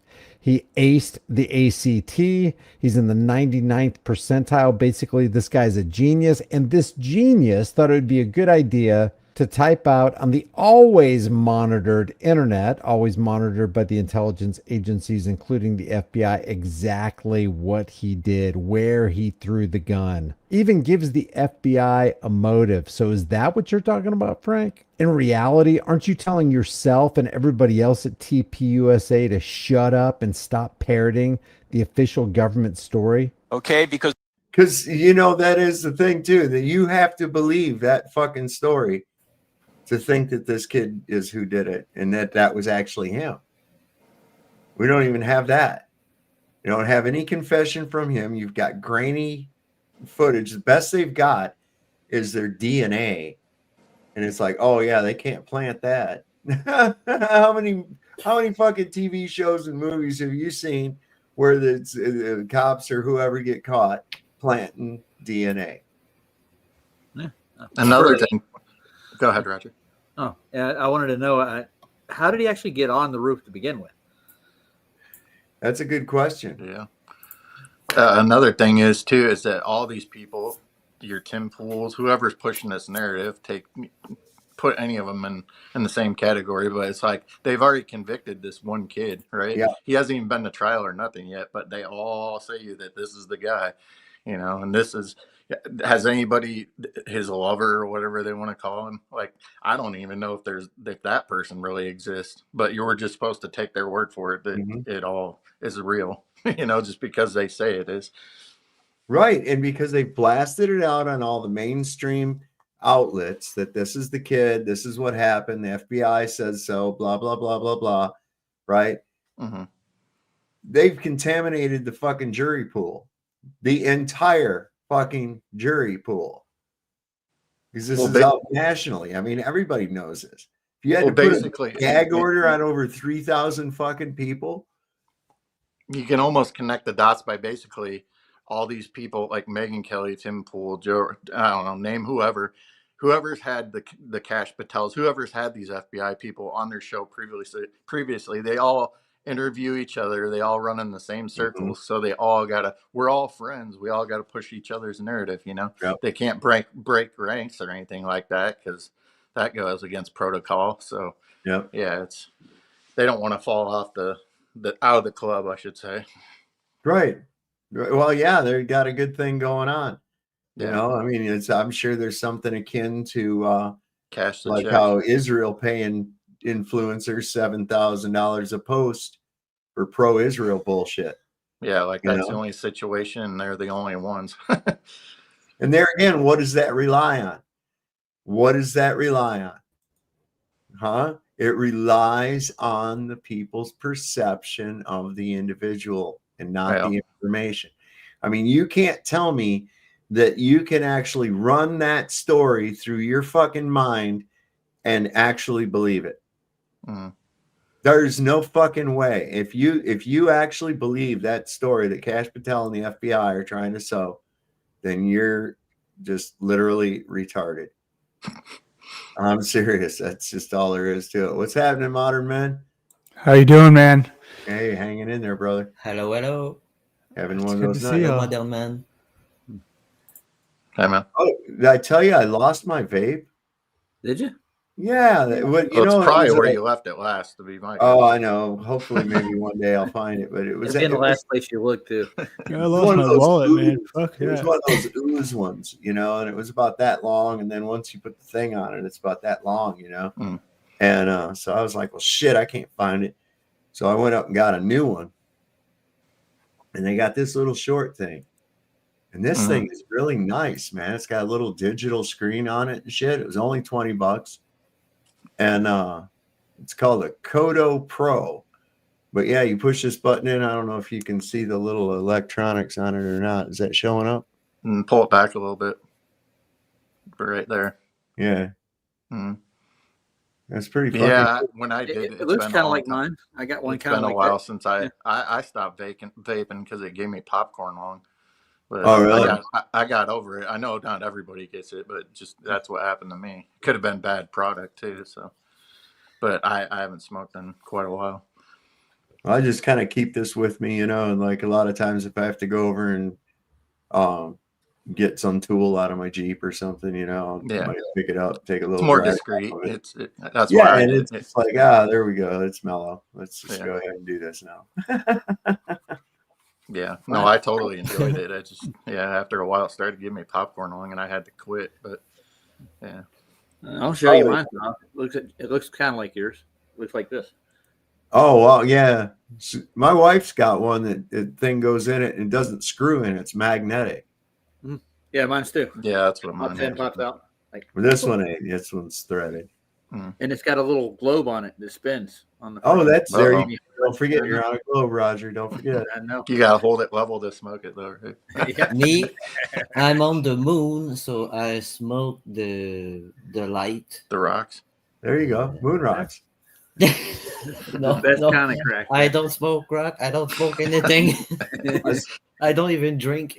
Yeah, I've smoked moon rocks. Those are pretty cool. They take a bud and they soak it in hash oil and then roll it in keef. And let me tell you something, those things will wipe you out. That's all. Anyway. I have problems with the dabs I got. Like within like a half hour of smoking it, I'm just sitting there in the same spot. Couch lock. Yeah. Yeah. Sitting there an hour and a half later, still thinking about the sandwich you intend to get up and make and haven't done yet. I know I've done that. I don't smoke, but in Montreal, in Canada, there's a place called Les Tam Tam de Montréal, and it's almost on the mountain, but like at each Sunday, each Sunday, all the people rassemble there. They go there, and they all have a tam tam, and all the people go around, and it's like a lot of people. The Like fuck a is a lot. tam tam? Yeah, and everyone smoke weed. Like everyone have a lot of weed. And it's smoke weed all around the place. It all the people, like not everyone, but like maybe like 30 or 40 people play tam tam, guitar, and everything, and it's like it create like a one band, and it's really really loud. Wow, I And imagine. also the little instrument, the bell, the everything, and all the big tam tam, boom, boom, boom, boom, and all at the same time. And all the people like, oh my god, you don't need to smoke. You just go inside and you go out and you're stoned. Damn. DJ, do you live in Whoville? And the weed was not legal, but it was there since like 20 years. Now it's legal, the weed, but you're not allowed to smoke in public. And people change. Everyone is inside. It's not the same. Now I don't live in the city. I'm not gonna go back. Right. Nope. So anyway. So all you're doing is causing dissension among the brothers. You can speculate on anything you want, but unless you have evidence, shut up. Okay? Because all you're doing is causing dissension among the brothers, which is something the Lord hates. If you want to present a possibility and say, well, this could be true, okay, it could be true, but don't accuse people for doing something for which you have no evidence. I heard today, I guess I hadn't seen it myself, but I heard today she was judging people who didn't act the right way. I don't know if anyone seen this video? She according to Candace Owens, these people did not act the right way after Charlie's death, So without evidence that Candace actually said it, he said, well, I haven't seen it yet, but I heard this is what was happening. So without evidence that Candace Owens actually said it, he's doing the very thing that he just criticized everybody else for doing without evidence. Way to go, Frank. We can really trust you, buddy. friend Mikey McCoy, the brilliant 24-year-old who at the time when Charlie was shot was 23 and was a hero that day. The great. How was he a fucking hero? He didn't help carry Charlie. He didn't offer any assistance. He merely walked away on the phone. I don't know, but they all keep calling him that. God. It's like every time a fucking cop gets greased. Oh, he was a hero. What do you do? He was a cop. It was heroic. He was there. He economically terrorized all the motorists on the highway. You know, The road pirate. Yeah. Jesus. Mikey McCoy. He's brilliant. He's a hero. He apparently didn't act the right way, according to Candace Owens. He didn't act normal. Newsflash. You mean according to the person who told you what Candace Owens said? You hypocrite. There is no normal when you're in shock. There is no normal when an abnormal thing happens. Some people are going to act one way, other people are going to act another way. Yeah, like if you think there's a shot, everybody ducked and ran for cover. Not Mikey.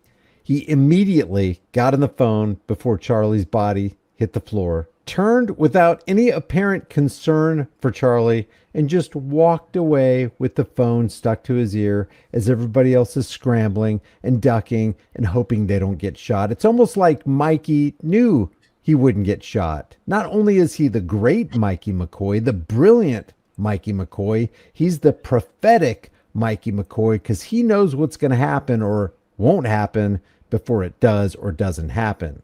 You don't know how you would react. I didn't know how I would react. The only reason that I did what I did is because I thought about it beforehand. I was afraid somebody would take a shot at Charlie, and I thought to myself, if it does happen, what am I going to do? Decide now. And what I wanted to do would do anything I could to save him. That's not what you did. You ran away. You ducked. You went behind the tent. In that sense, if it had to happen, I was glad I was there because now I know there's nothing I could have done. Nobody could have done anything. He was gone already. We learned that later when we got, looking at him, I thought he was gone, but it was verified when we got to the hospital. But don't say that because I'm observing, psychologists know you can't even get in somebody's head when they're on the couch. And yet you're going to judge people on video from afar? Save it. You're adding pain to people who had enough pain. Next time I'll tell you what I really think.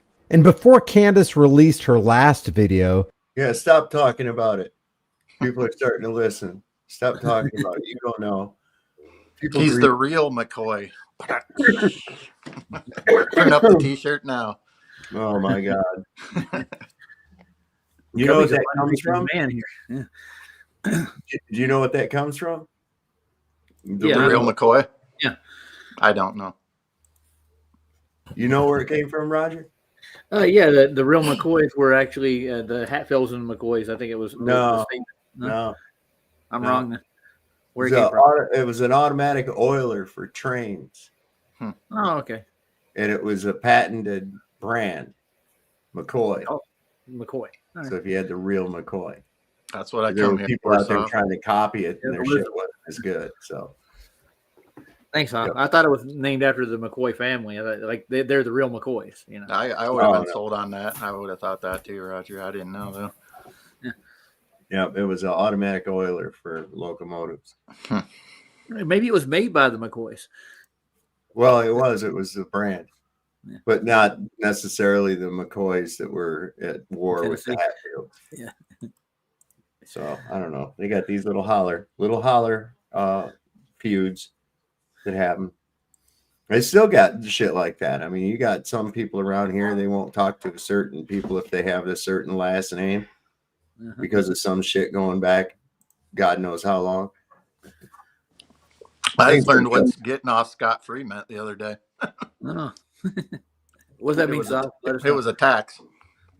Oh, okay.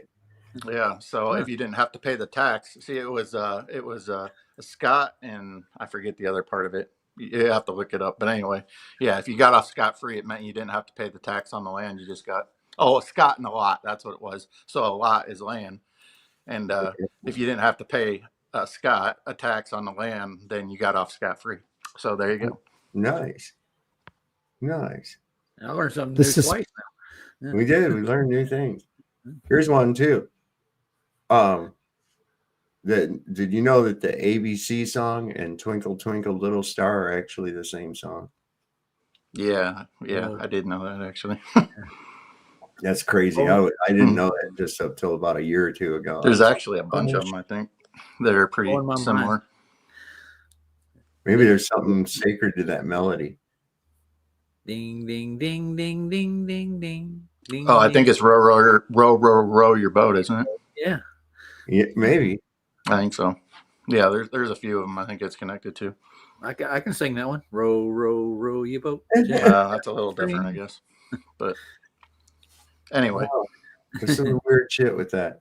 What we need to concentrate on, though, is that because they got the 3-eye atlas coming. Oh, no. Do.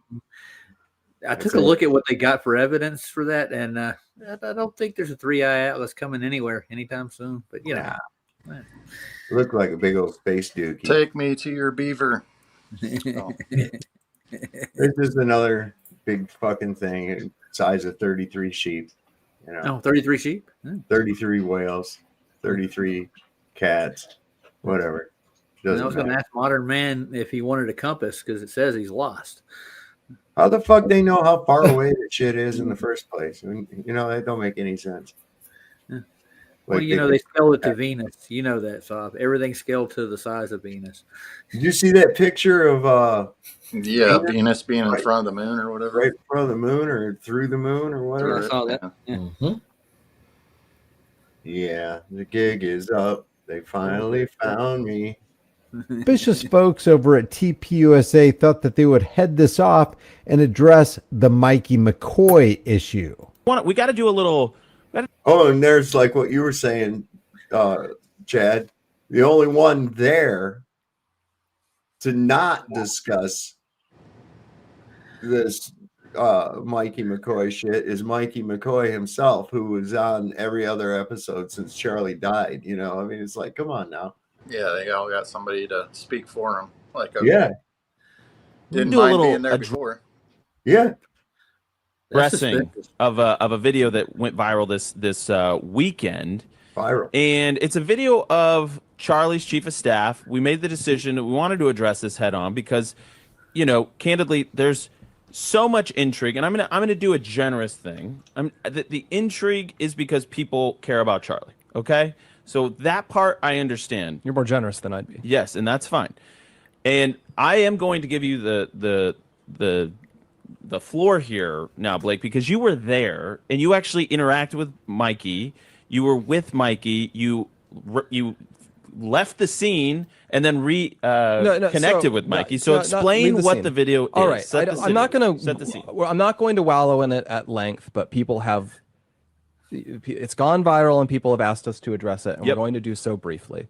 The video, without going way into it, is by, I can't even remember the guy's name. Someone made a video that is attacking Mikey, Charlie's friend, Charlie's chief of staff, a guy all of us know, a guy who we've seen on the show here the last few weeks. They are attacking him, claiming, based on a few seconds of clips, that he allegedly has like a nonchalant or calm reaction to Charlie's murder. And I'm just... That's not the claim. Those are the facts. And by the way, where's Mikey? Why isn't Mikey in studio to answer for himself? Just going to be blunt. See, we were just asking that. Isn't that Yeah, amazing? we're ahead of them. I don't know. Just a little bit. We're ahead of it. We're sleuthy.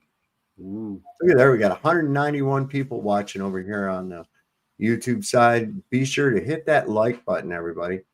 Please hit that like button. And look at here, all the people. Meta Ryan, Justin Johnson's here, IBM McFly, whole bunch of Austin Murphy. I saw him slip in a while back here. How can I wonder me about modern man? For me. Yeah, your likes don't match your people watching. I can tell you that. 101 likes as opposed to. Yeah, come on now. You got to do better than that, y'all. You got to do better than that. About this. This is a extremely disgusting attack. And I can speak to that because I was there when it happened and I was next to Mikey when it happened. And what I can say is, I can't say every single thing that happened, but I want to talk about this specific narrow thing. That the shooting occurs. I am next to Mikey. Both of us hear a loud crack. We both turn. We both see Charlie, who has been shot. Both of us, I think at about the same time. No, not true. You both turn. Mikey immediately did this. He had his phone down here, went like this before Charlie hit the floor. And realize that means there is a shooter who is on the scene. And you just hear the crack, so you don't know, did it come from far away? Did it come from close? Is there a mass shooter unfolding right now? So I and him both had the reaction of, let's get out of here before we are both shot. That is not us abandoning Charlie. Charlie had a security team. They all leapt immediately into action. No, you abandoned Charlie. You did. And they got Charlie out of there. If you run away from Charlie, you abandon Charlie. Which was what their job was to do. My job was not to get in the way and screw this up because I had to be a hero. That was not my job. I remember even running past, both of us going past the SUV that we came in on, and me thinking, should I get in that car? And then thinking, no, that's a really stupid thing to do. But Locksmart, I am not aware of any threaded barrels for a 30-06. I have seen a 300 blackout with a suppressor on it. But the thing is, too, then you have to use subsonic ammunition. Yeah. And I, to the best of my knowledge, am not aware of any subsonic 30-06 cartridges at all being around. If you were going to go with something that you were going to have to put a suppressor on, I don't think you'd want to use a 30-06. Besides, that wasn't a suppressed shot. Now, it really wasn't suppressed. You heard it. No, if there was a shot, it was meant to be heard. Besides the point. Yeah. Mikey wasn't running. He was nonchalantly walking while he was on the phone. And then I kept going. So I was not with Mikey, or I don't remember being with him. I think I was ahead of him as we left. And then we get out, and I run for, can't have been more than 15 or 20 seconds. And then I realized there hasn't been another shot, so the shooter has likely been detained or stopped or something, not in immediate danger. I pause, I look around me, and I see Mikey. And I see Mikey there. And I will never forget what I saw, because I've seen Mikey almost every day for the past 2 years. I know his personality very well. He's a very bubbly guy. He's a very happy guy almost all of the time. And I'll never forget what I saw, because it was clear in the moment that he was profoundly freaked out. What I'll always remember is the way his lip was quivering, which I'd never seen before. Mikey was the opposite of profoundly flipping out. And you very rarely see from someone that... Nothing this guy's saying is lining up with what we see in the video. He was freaking out. And then I think he literally said to me, I might be imagining this, but I think what he literally said was, he was looking around, and then he says, I need to call Erica. And he takes his phone and he begins calling Erica.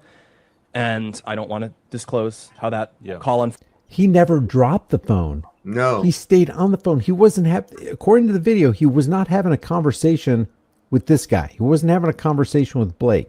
He stayed on the phone, nonchalantly walking while everybody else is ducking for cover and running and freaking out. Mikey is not freaking out. Folded, but he did that. This, your mind extends all of this, but that is happening within a minute of all of this occurring. I remember he calls Erica. Around the same time, I pull out my phone and I call my mom just to say, Mom, there's been a shooting. You're going to see it on the news. I'm okay. Pray for me. I've got to go. And I remember that call. And around the time I put that phone away, and then he immediately calls his dad. He calls Rob McCoy.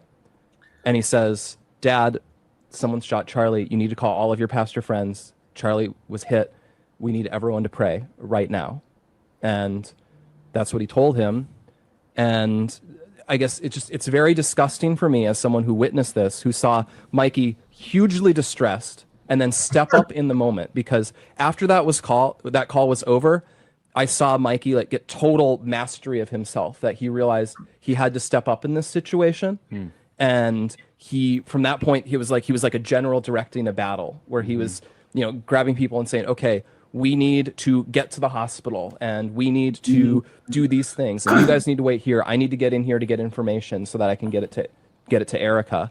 We need to get to the hospital. Mikey had walked across the parking lot while Charlie was being taken into an SUV and driven. At what point did Mikey say this? And when we learned he was dead, he came out and he told us, and then he says, now none of you can say anything that you've heard, because Erica is not going to hear about this from anyone except me. Can I ask a question? I've just been thrown into this 10 minutes ago, but there's a suggestion online that Mikey, Charlie's chief of staff, one of the most sincere people you'd ever meet, brilliant, Christian, kind, everyone he ever met in his entire life, couldn't hurt a fly, was part of a conspiracy to murder Charlie. That's what's going on. Yeah. It's violent. That's over the top anecdotal testimony about something almost nobody knows anything about. It's utterly vile. Who would do this? What type of individual? Just to create content, do we think? Or is there what's the ulterior? I don't know. I think a lot of this mindset just sort of fuels itself. Listen to this. It's sort of addictive in the same way a lot of social media stuff is addictive, or in the way honestly, something like pornography is addictive or something. Like they get really, they almost get a high off of the idea of that they're doing something that's daring or out there. If you think critically, if you ask questions, if you refuse to believe the official TPUSA story, the Andrew Colvett story, the Frank Turek story, the FBI story, if you just think outside of the box and you start asking, who benefits here? What's happening? I want to follow the money. I want to think outside the box here. Then you are equated by Blake as being like someone who's an addict, like addicted to porn. I mean, you've got a serious problem, buddy, if you're not believing this official story, if you're asking questions, if you're pointing out anomalies and abnormal situations and people acting abnormally and not appropriate for this particular situation. Yeah, and I want to make one other point though. And this is actually to your point. You saw Mikey do heroic things that day. I saw Mikey do heroic things. I was not on site, but I immediately flew to Utah. We got a plane. I mean, it's not something that I'm used to, but it was like my wife went with me. We went straight over. I knew I needed to be with Erica and the team immediately just because, I just knew. But that moment when I got the news, I was so shell-shocked. I was not even there, but I was immediately traumatized. My brain fries like an egg. Mikey wasn't. Mikey wasn't at all shell-shocked. It doesn't even look like Mikey was bothered at all. He couldn't even be bothered to duck or fear for his life. Can't see straight. I can't think straight. All I knew is that what's happening. My wife came in. She hugged me. We started crying together, and I can't even remember those moments very clearly. I wasn't even there. Mikey was two Mikey's steps talked away, about that, and I asked him. I was like, "Do you even remember the moments after?" He's like, "I can't even really remember. I know I called Erica. I know I called my wife." Why are they talking about this without Mikey present? That's what I was saying with it too. I was like, look, man, this dude ain't even around. He's been on this panel like for weeks. And now here's the one where they got to call him, they're going to answer for somebody calling him on the carpet and he's not there. Why don't they let him explain the shit, right? Because they can blow more smoke up your butt with other people instead of actually, if you put him on there and grill him, it's going to be a different story. Oh my God. Yeah. This is bad.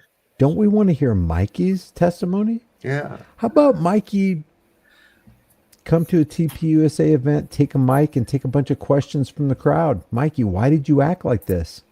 Your guys at TPUSA said you acted like this, but you had the phone to your head before Charlie even hit the ground. Mm-hmm. I know I called my dad. I can't even really remember the steps I took. I can't. But here's the last thing I want to make a point of. And Charlie had given me similar instructions along the years.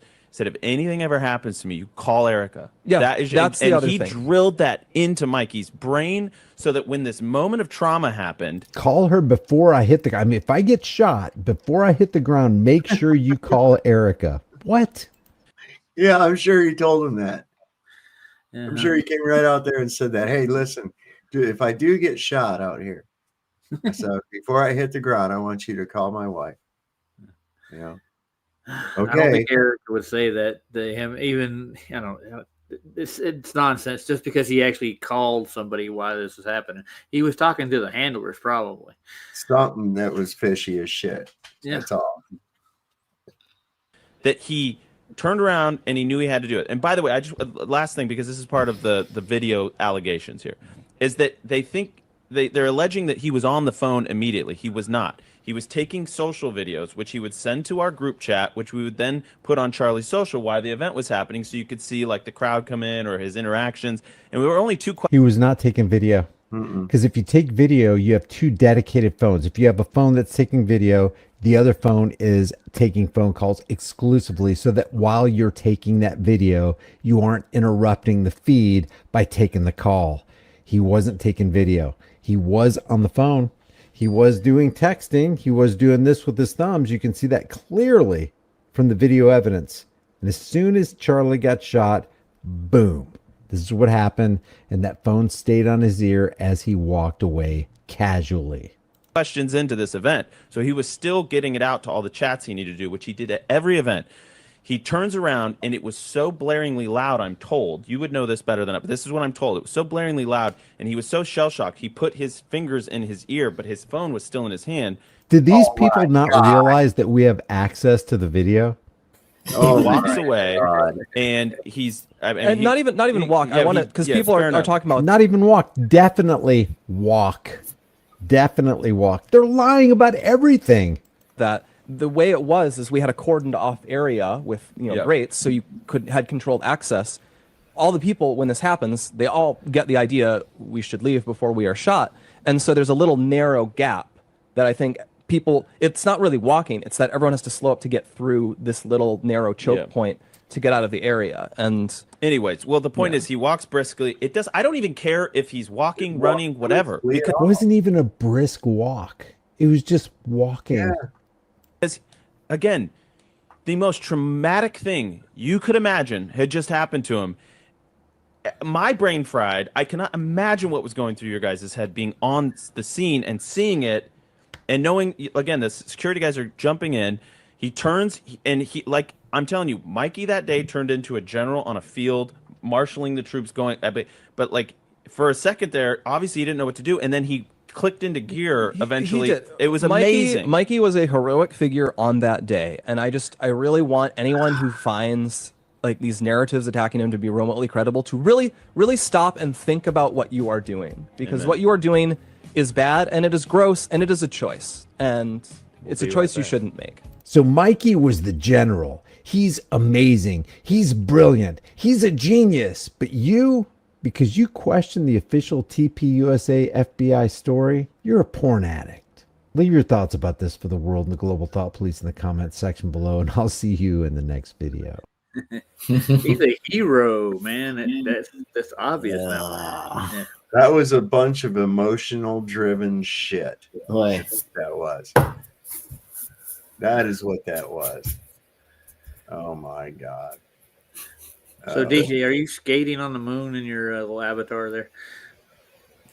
Oh, you didn't see this one? I always put this one when I come here. Skating away. You like Roger. that Where's Roger? He's here. Oh, there I am. There he is. Good God. That's anything like me. Oh, that's not accurate anymore. We all I here. lost like 2 pounds since then. Oh, yeah. There he is. Vincent. Resign. Yeah. I think it's gonna be. It's kind of late. Do you want me to put the video? What now? Where The it video is. he got, the music video he did. Oh yeah, we'll bring that up here in a bit. I think you have to wait a second so it load. No. All right. Well, Maybe while not. that's loading up and shit, I'm gonna play this real quick. All right.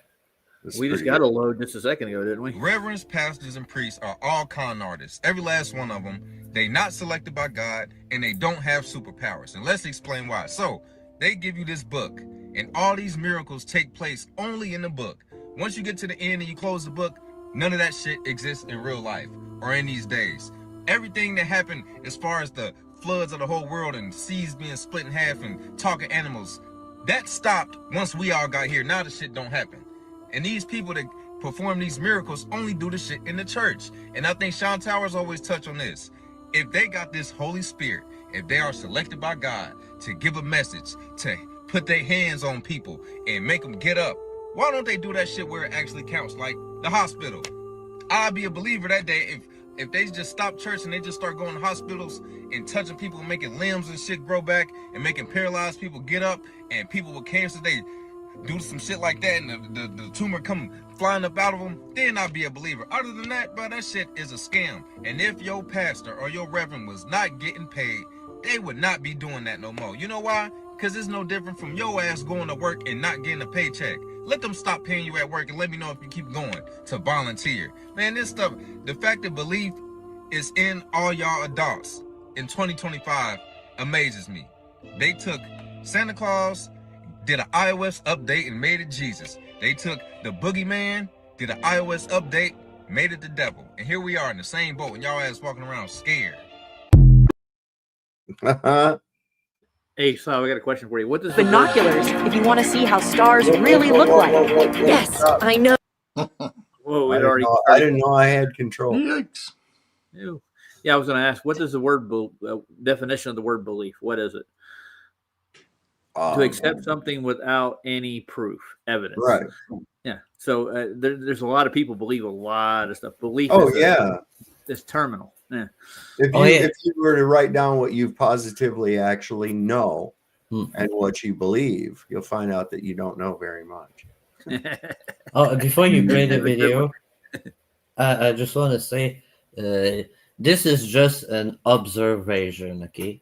I'm not talking about anyone or whatever in this video. You're going to see one person, but in this video, because maybe 1 or 2% going to be affected and take it personally, don't take it personally. You know, guys, I'm your friend. And but I don't, there's no name, there's no face, there's one face. But it's for entertainment purposes only. Yeah, exactly. It's just an observation, okay? Because the message of the video maybe is gonna trigger some people in the Flat Earth community, okay? So I just want to say, names. No. I love you all, okay? That squirrel must be looking for his nuts. He's got a plan for next year, you know. Got an upgrade. You need to use binoculars if you want to see how stars really look like. Yes, I know. I try to focus with my P9 1000, but I only see blurry circles. You really know who the stars look like, how they look from up to the sky, how they look from the P9 1000, and how they look from out here, how they look from the P9 1000. And how they look from out here.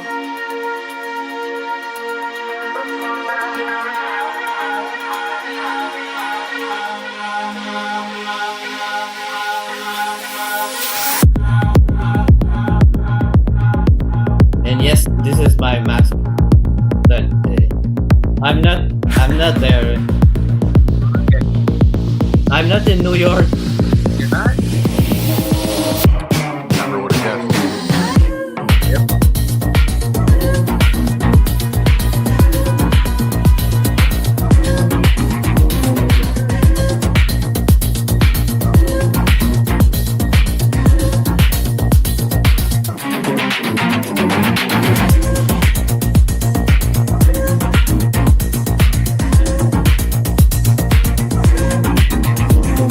Let's go, Chicago!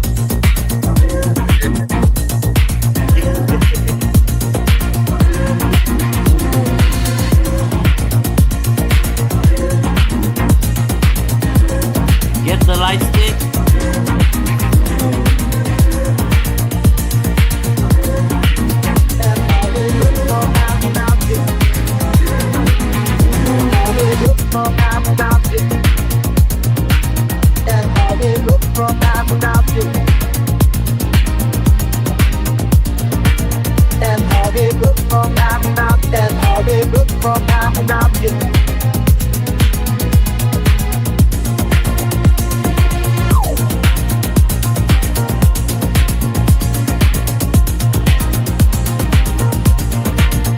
Duffy.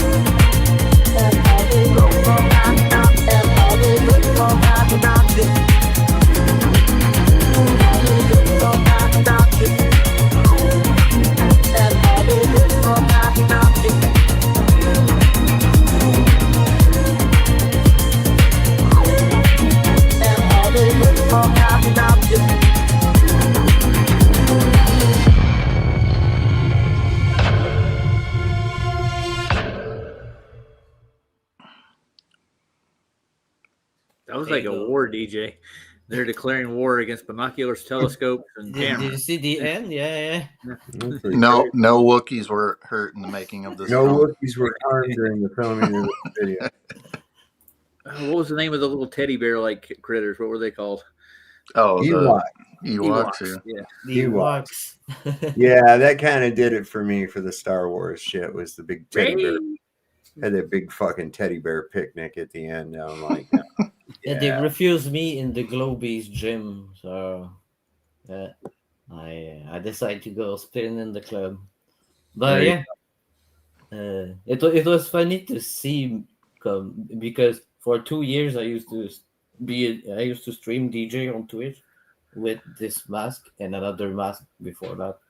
But it was funny to make a video with like me in New York with that. But You were in Times Square right there in the heart, dude. no. Are you sure? Okay. Someone asked what kind of AI you used. I don't know. VO3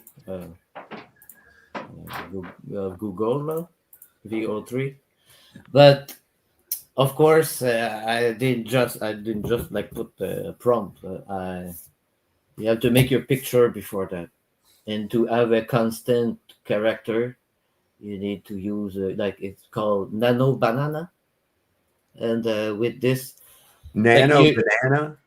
yeah, you put your picture, and then you say banana, chicken banana, chicken banana, banana, banana. It only takes one cue for Saad to do Put some something. in my That's all it shake takes. a little bit ago. yeah. So you said to the AI, look this picture.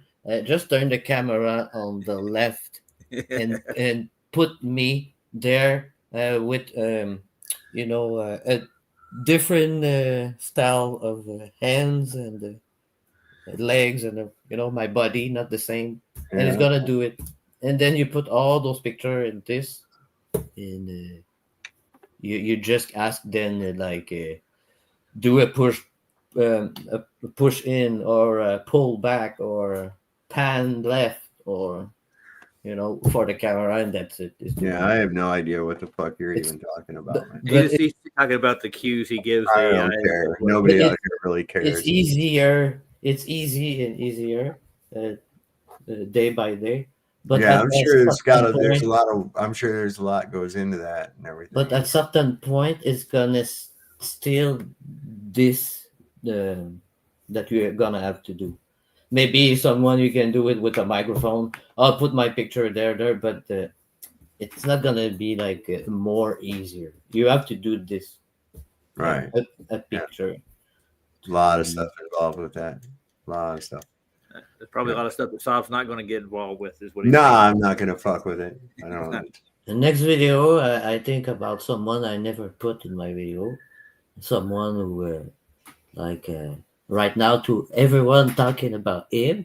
And in the video you play in your last stream, everybody will know who it is. He said it was a compilation, and he said all the flat earther channel, bullshit. He said this is shit. All the flat earther is shit. So this guy, I never put it in my video. I think I'm gonna put. I thought you were Dave Weiss for a minute. His name start with a D. Huh. And the last name with a W. Yeah. So these Christian Zionists, man. What do you think about that? The pro-Israel Christians. Yeah. Yeah. That's it's an oxymoron, isn't it? Pretty much, but yeah, I can't see how that's how that can be a thing. You know, but what they've done is they've got these people believing a mistranslation. This was pretty good. Why are you only on board with one specific group of people? Right. Too. Why ain't you pro everyone? Why ain't you pro Muslim? Why ain't you pro this and pro that? Well, and the mistranslated phrase passage is out of Genesis, which is not even fucking Israel didn't even exist. There was, come on, man. Crazy.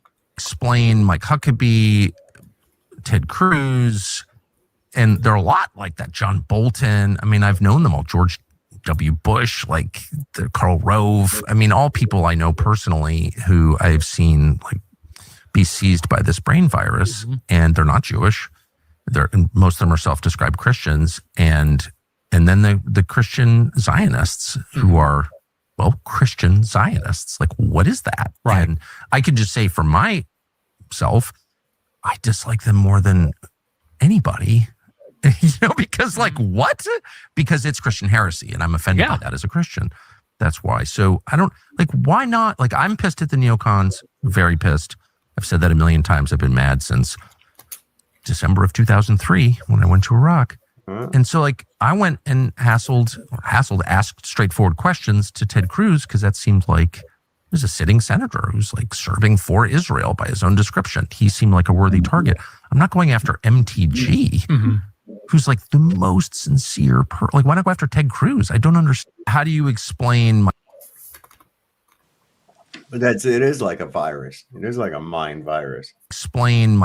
These people get caught up in it, and it's this sing-songy way that these preachers do too. You listen to them; it's a patter, and it's designed to get people resonating with them, so they just start fucking agreeing with everything. It's a rhythmic, some kind of a rhythmic thing. They have a. Go ahead, Raj. I was going to say the Eurythmics. They're out there. Yeah. Sweet. They have if you ever hang around the church long enough, you'll notice they all start to dress the same. They have the same lingo. You know, there's patterns that you'll start to recognize in that church. I'm not saying all churches are bad. That's not what I'm saying. I'm just saying that certain ones, the 501c3s for sure. Yeah, I don't, you know, people where two or more gather in my name, I shall be there. You know, you don't have to go to a special building and have some special guy tell you anything. Yeah. You know, that's just ridiculous. You know, and people fall into that. They think that if you don't do that, then you're gonna, you know, you don't believe in God, or You you're can't have a relationship with God, or yeah, They'll it's cast you out ridiculous. from the church. That's ridiculous. Yeah, it is. You brought me in, now you want me gone. Like, that doesn't make Right. any sense. But yeah. Right. Yeah. So we got Anne Frank's stepsister, Ava Schloss. Ava Schloss. Yeah, and she said that the photographic evidence of the liberation of Auschwitz was all fake. Was she as hot as Anne was? I don't know. You judge for yourself. All right. Yeah, she's pretty good, though. Thing I wanted to point out to you, you know, there are many. Looks like Dr. Ruth Westheimer to me. And that's a looker. I'm telling you. Get some toys. She'll fix your sex life. So it don't work anymore. Yeah. Thing I wanted to point out to you, you know, there are many pictures about the Russian liberating Auschwitz, and there's never any snow, and the snow was honestly that high, and so I have some connection with the Russian embassy, and I was there once, and I said, something puzzles me. Those photos are fakes because there's no snow. And they said, well, yes, they are not fakes, but when the army came, they didn't have cameras, they didn't photograph. So only much later, when they realized we should have pictures of it, they took pictures like you see now, but this is definitely not in Auschwitz and not the liberation of Auschwitz. There were not that many people with clothes and children and no snow. Right, fascinating. The hands have fascinating. 7 fingers. He's like, oh, that's fascinating. It reminded me of TFE for some reason. There's no snow and no clouds, no wind. You know, right at the magic time when they did it. Sorry. The people in the footage, there's some have like 7 fingers. Every time I watch footage, I watch the fingers. Sometimes there's more fingers, or the fingers morph in each other, or so sometimes there's like a penguin, 3 or 2 fingers inside, like I don't know how to explain it. Did you see that giant nun walking in that line? She was huge.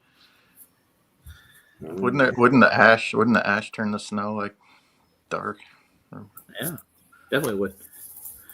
I'd hate to get a hold of some of that snow too. That would probably taste really weird. Yeah, I found the dancing mountain in the TFE footage. A lot of stuff about the dancing mountain. That was crazy. Like because the video, you can download the video, not original, but I have some website. It was like 4K download, and the video was really good. And when you watch on YouTube, the top and the bottom, you cannot see it. There's something more in the original footage. And with Did this I miss website, something?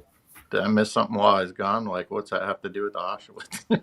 I have no idea what he's even talking and they put the camera everywhere. The post. What are you talking about? You were talking about the TFE. No, I wasn't. I brought that up. That was the Roger said. I'm sorry. I never said shit about TFE. It's Roger bring that up. Sorry. I just thought it was kind of odd. The weather was mentioned in that photo, and the weather at TFE. So I was making a comparison with. That's all. Okay. Yeah, the TFE is like so far out of my fucking mind. I don't even think about it. It's over. The guy's gone. Their little experiment didn't work. Nobody's buying their bullshit. Fuck off now. You know. Oh yeah.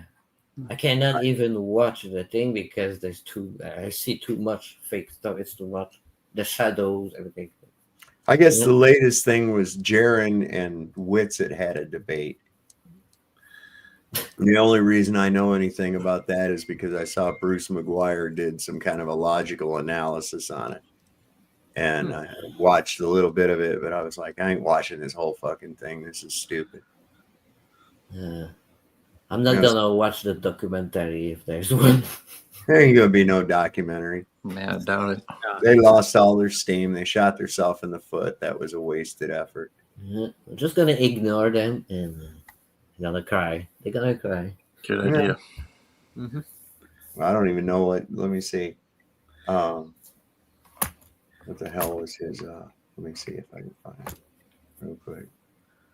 I don't even know what his view count is anymore. Oh, Jaron? Yeah.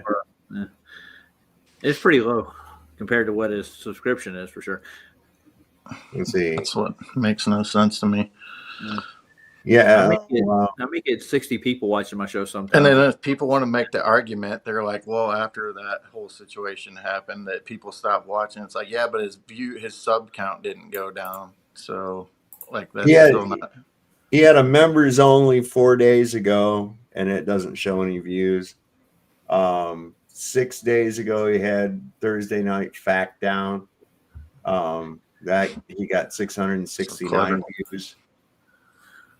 What is a fact now? Now the one where he was debating Sam, that got like 12,000.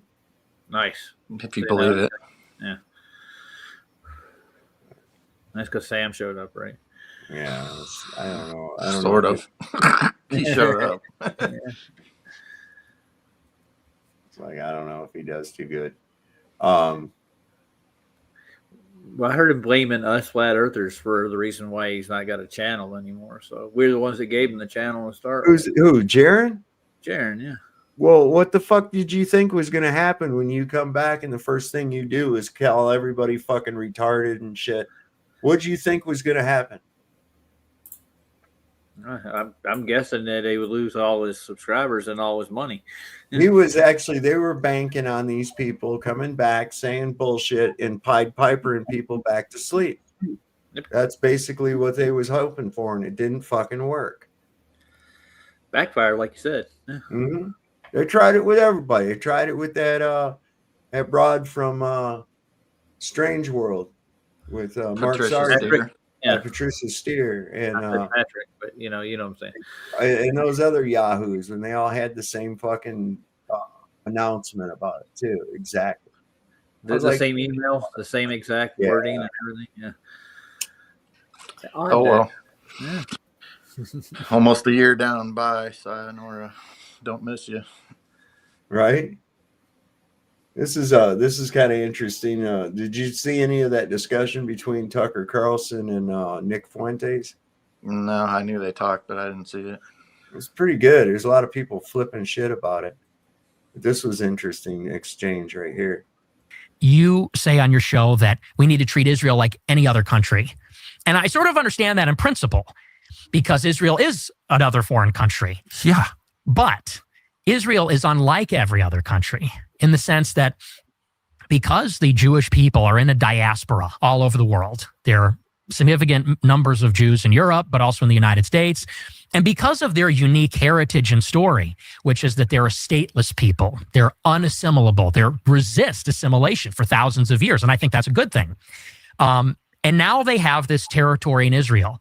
There's a deep religious affection for the state. It's bound up in their identity, the story of the Exodus from Egypt, the promise of the land, all these things. So let's say in the United States, for example, somebody like a Sheldon Adelson, he's not Israeli.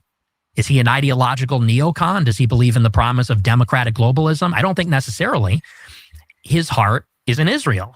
And it's because he is a proud Jewish person. And I guess what I'm saying is that if you are a Jewish person in America, you're sort of, and again, it's not because they're born, but it's sort of a rational self-interest politically to say, I'm a minority. I'm a religious ethnic minority. This is not really my home. My ancestral home is in Israel. there's like a natural affinity that Jews have for Israel. And I would say on top of that, for the international Jewish community. They're extremely organized. And many of them are critical of Israel or Israel's current government or the project of Israel. But I guess what they have in common, unlike, let's say, like Singapore, for example, is that they have this international community across borders, extremely organized, that is putting the interests of themselves before the interests of their home country. And there's no other country that has a similar arrangement like that. No other country has a strong identity like that, this religious blood and soil conviction, this history of being in the diaspora, stateless, wandering, persecuted, and in particular, the historic animosity between the Jewish people and the Europeans.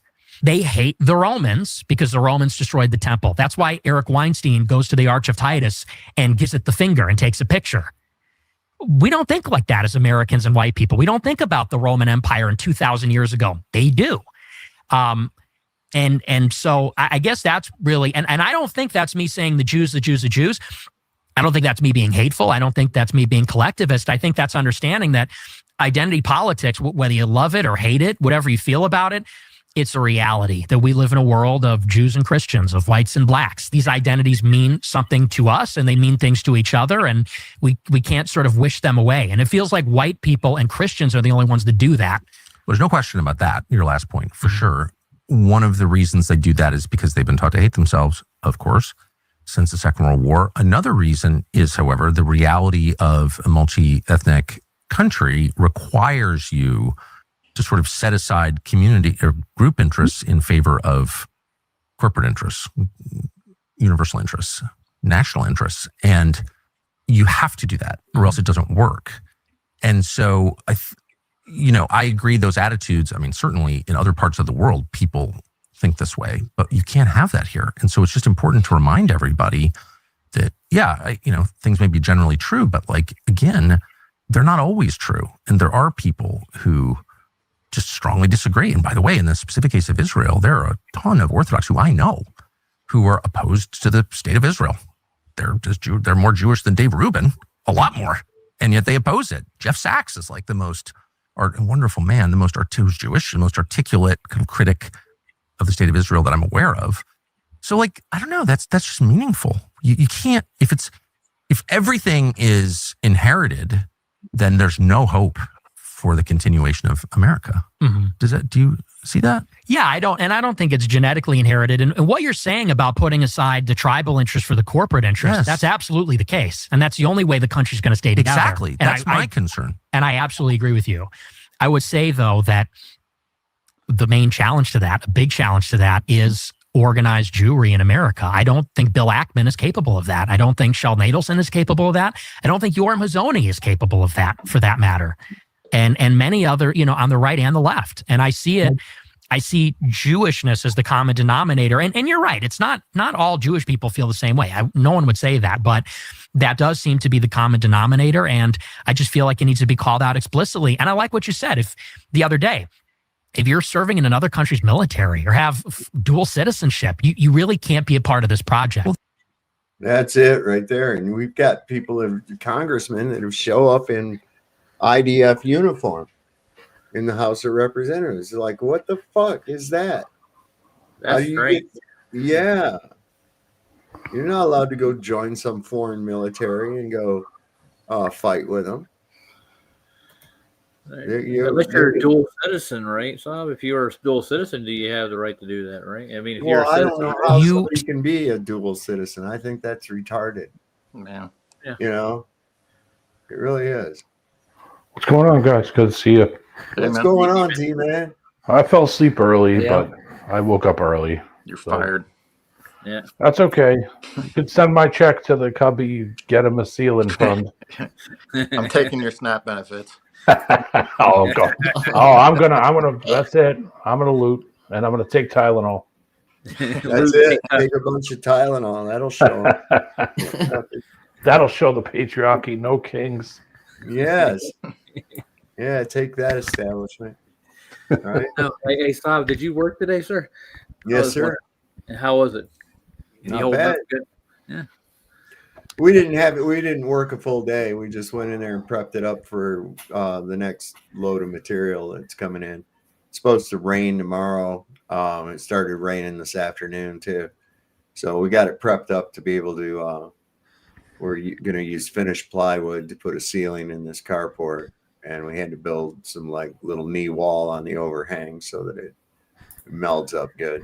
It's going to look good. It looks good now, but it's going to look even better once we get that thing under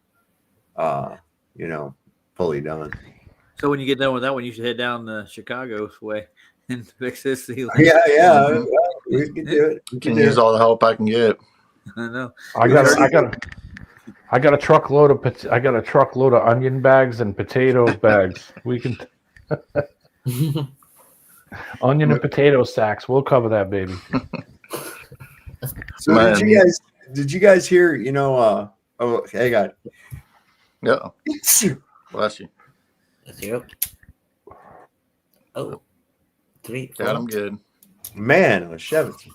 So the last big thing before this Charlie Kirk deal blew up, Candace was going on about the Bridget Macron and how about her female penis and everything else. Sheenus. The penis. So this came up earlier. It said the surgeon who announced Brigitte Macron's transgender transformation found dead in Paris. It turned out that 58-year-old Francois Favre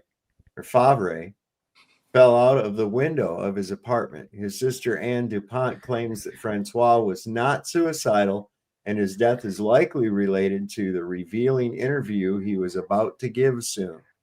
Francois was a colleague of the famous doctor specializing in transgender transformations, Patrick Bouilly. It was his joint photos with Brigitte Macron that formed the basis of the claim that she used to be a man. So that guy's dead now. So say it ain't so. Oh, yeah. Well, she was going to show her gooch or pictures of it or something like that as proof. I don't know. Slipped on banana peel. Nobody wanted to see that shit. Nah.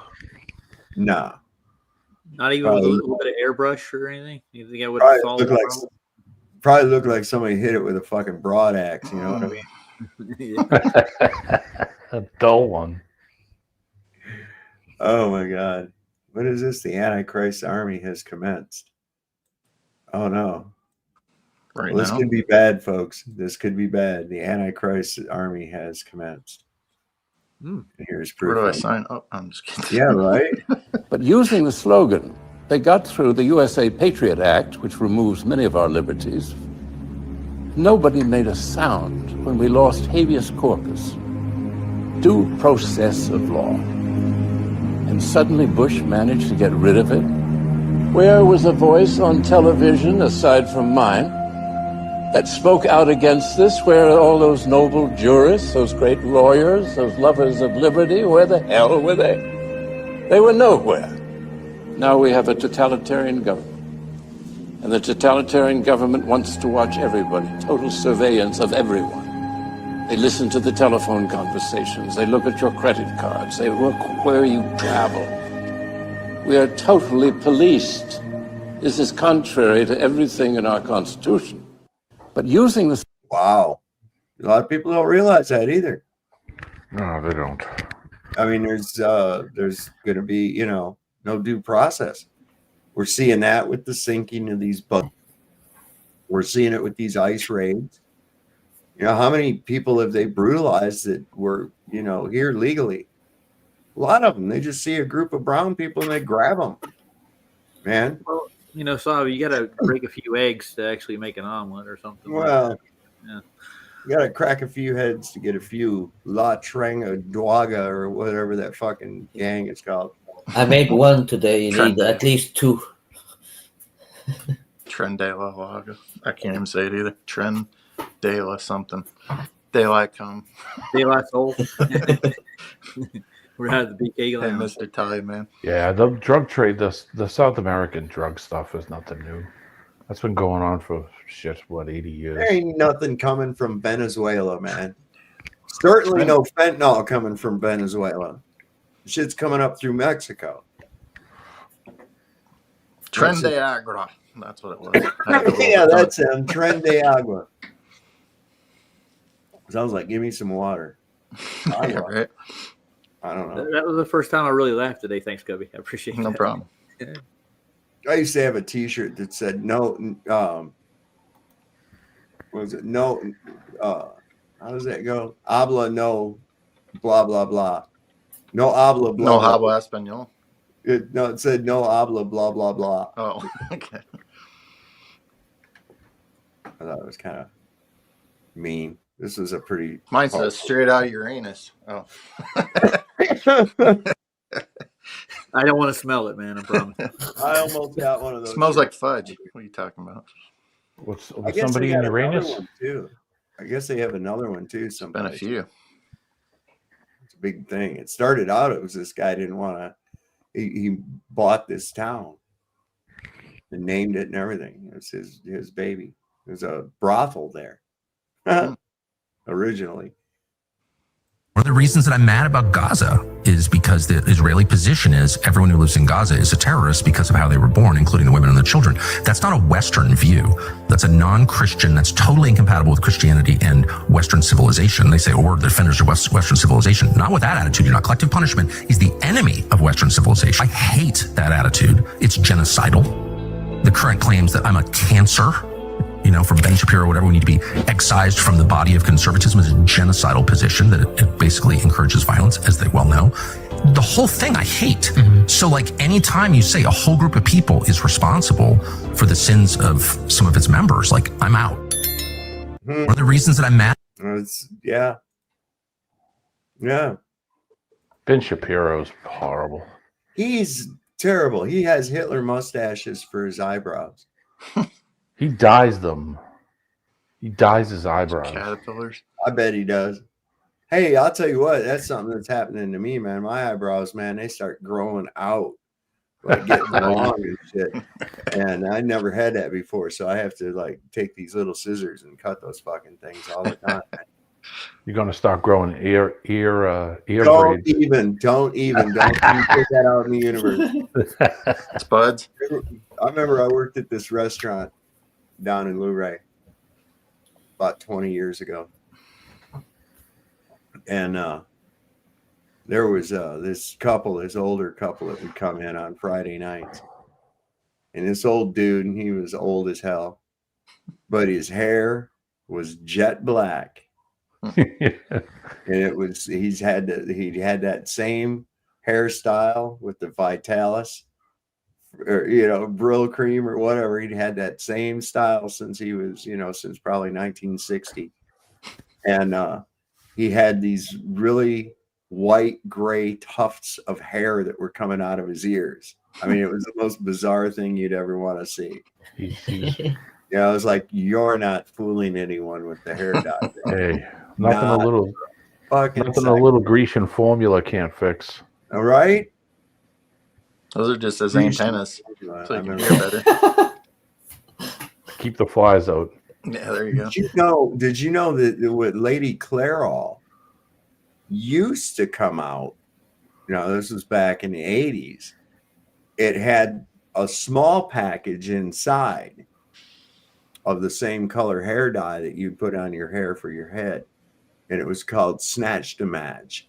What? It'd be funny if he said, I'm not only the president, I'm also a member.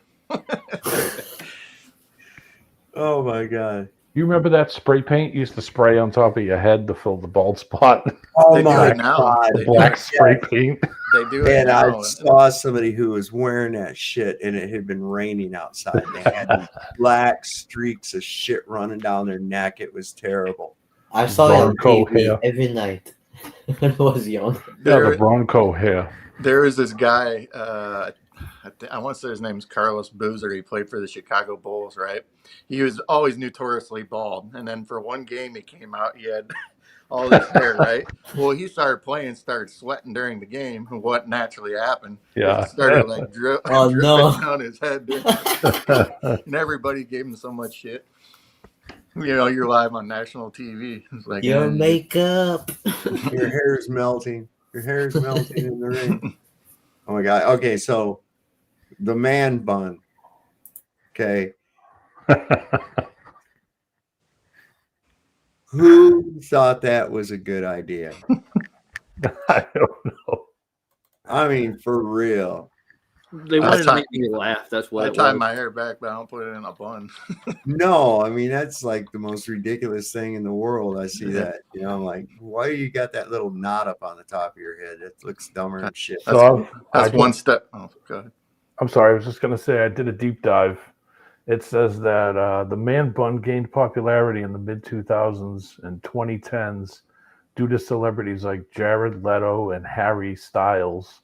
But its origins stretch back centuries to various cultures that wore top knots for practical and symbolic reasons. I think it was the Greeks who made it kind of popular. Terracotta army soldiers. Because they was encouraging pecker sucking when they was out in the war.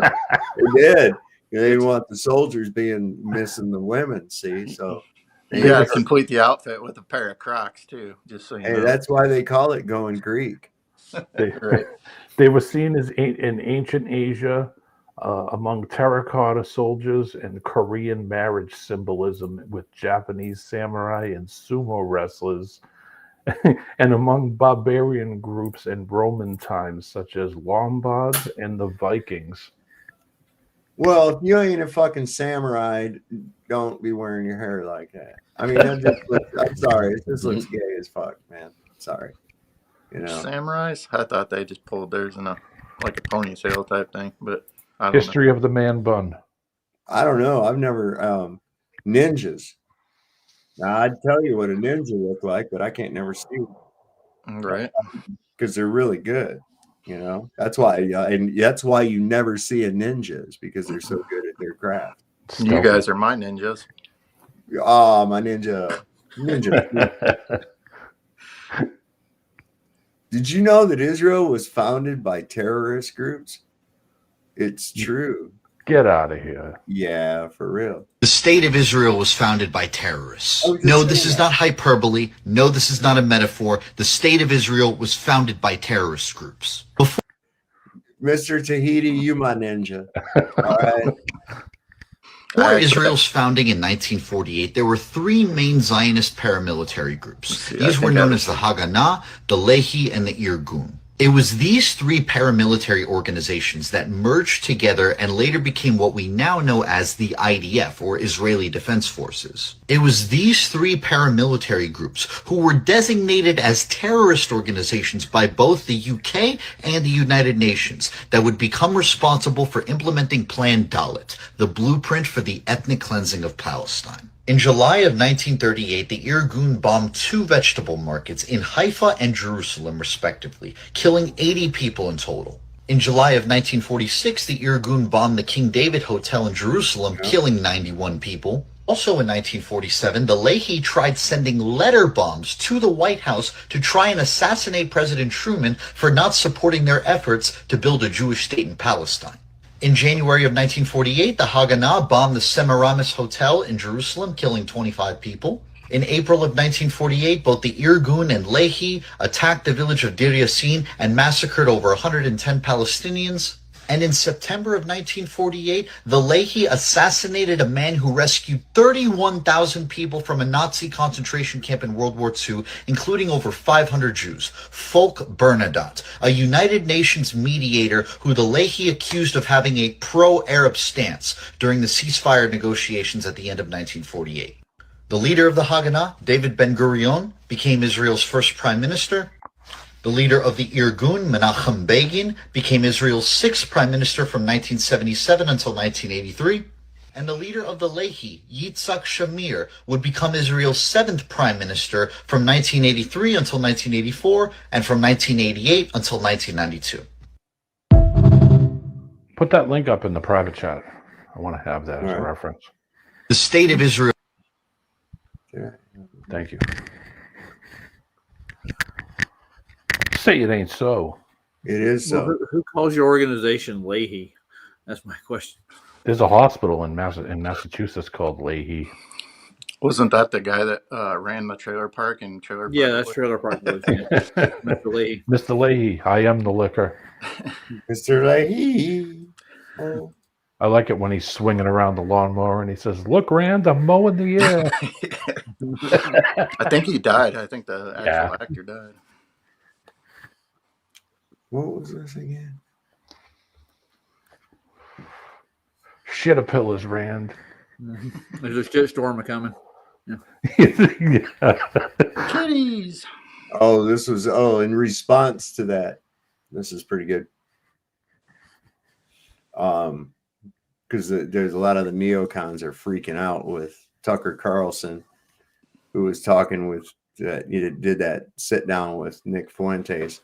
So these neocons are flipping shit about that. Now, what's crazy is TPUSA had Tucker Carlson speaking at their last event. Yeah. At Charlie Kirk's monster truck fireworks memorial evangelical. Yeah, Kiss's last show. Yeah, I know, right?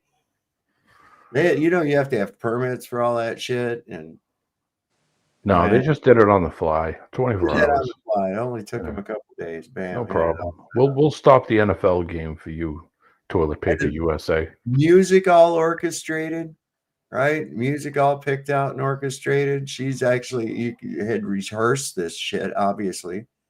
Who is it? One of the guys. I'm trying to remember now.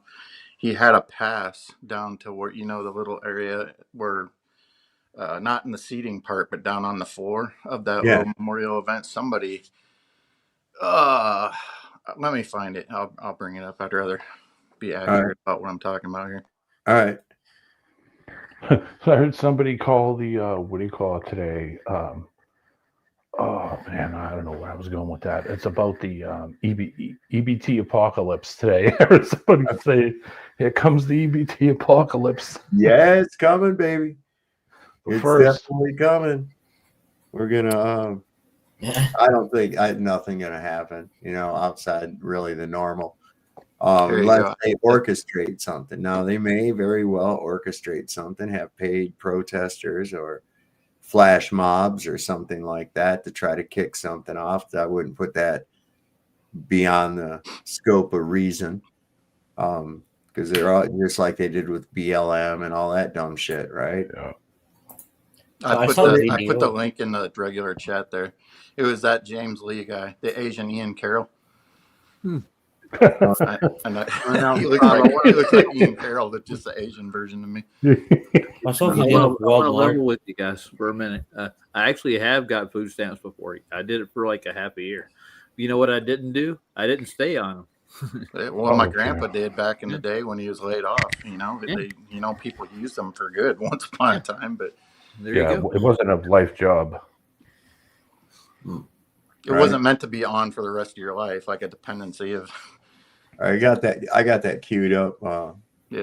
Chad, I'll play this first real quick. I guess in like a larger sense, like the bigger symbol, the thing that I love about it is that you see all the neocons now freaking out. And it's like, yeah, fuck you. You don't control the conversation anymore. And even if that means, that fucking Nick Fuentes gets the thing and whatever, I don't care. Fucking you guys don't get to control the conversation anymore. And you know what? Nick Fuentes makes a lot of really good points. Okay, there's some things that we disagree on, but you know what? He makes some really good points on the other stuff. And I actually thought it was very interesting. Tucker got really into his story. And then I was kind of interesting to see Tucker go, oh yeah, that's what they do to people who criticize Israel. They try to ruin you. And look, they ended up making you an actual Jew hater or something like that. And then they end up talking that through. And Nick was kind of similar to the way he was on my podcast, where he's just like, no, I'm not. He's like, no, I'm not saying it's all Jews, and I'm not preaching racial hatred, and that's not what I'm saying.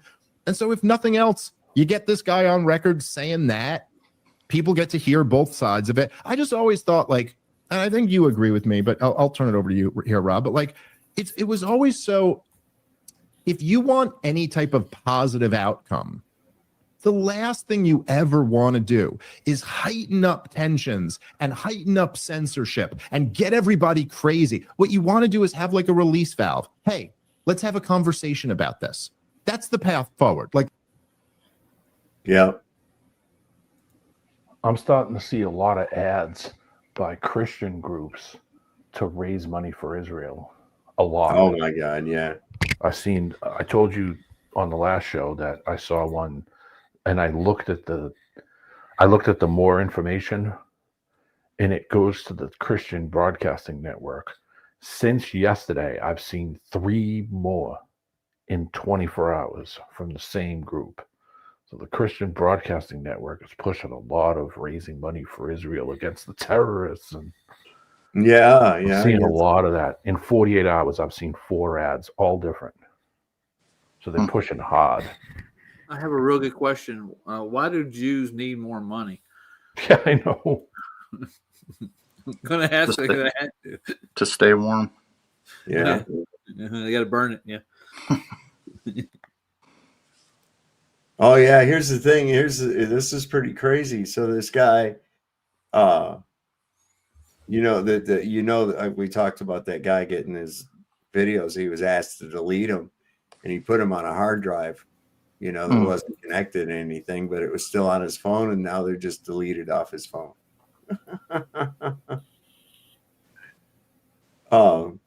This is another little clip, and this was something I worried. You remember when Trump did the AI photo of him hugging Charlie Kirk, the Israeli flag in the background, and the gay photo, and then down at the bottom it said Shlomo Pearl. Yeah, what the fuck was that?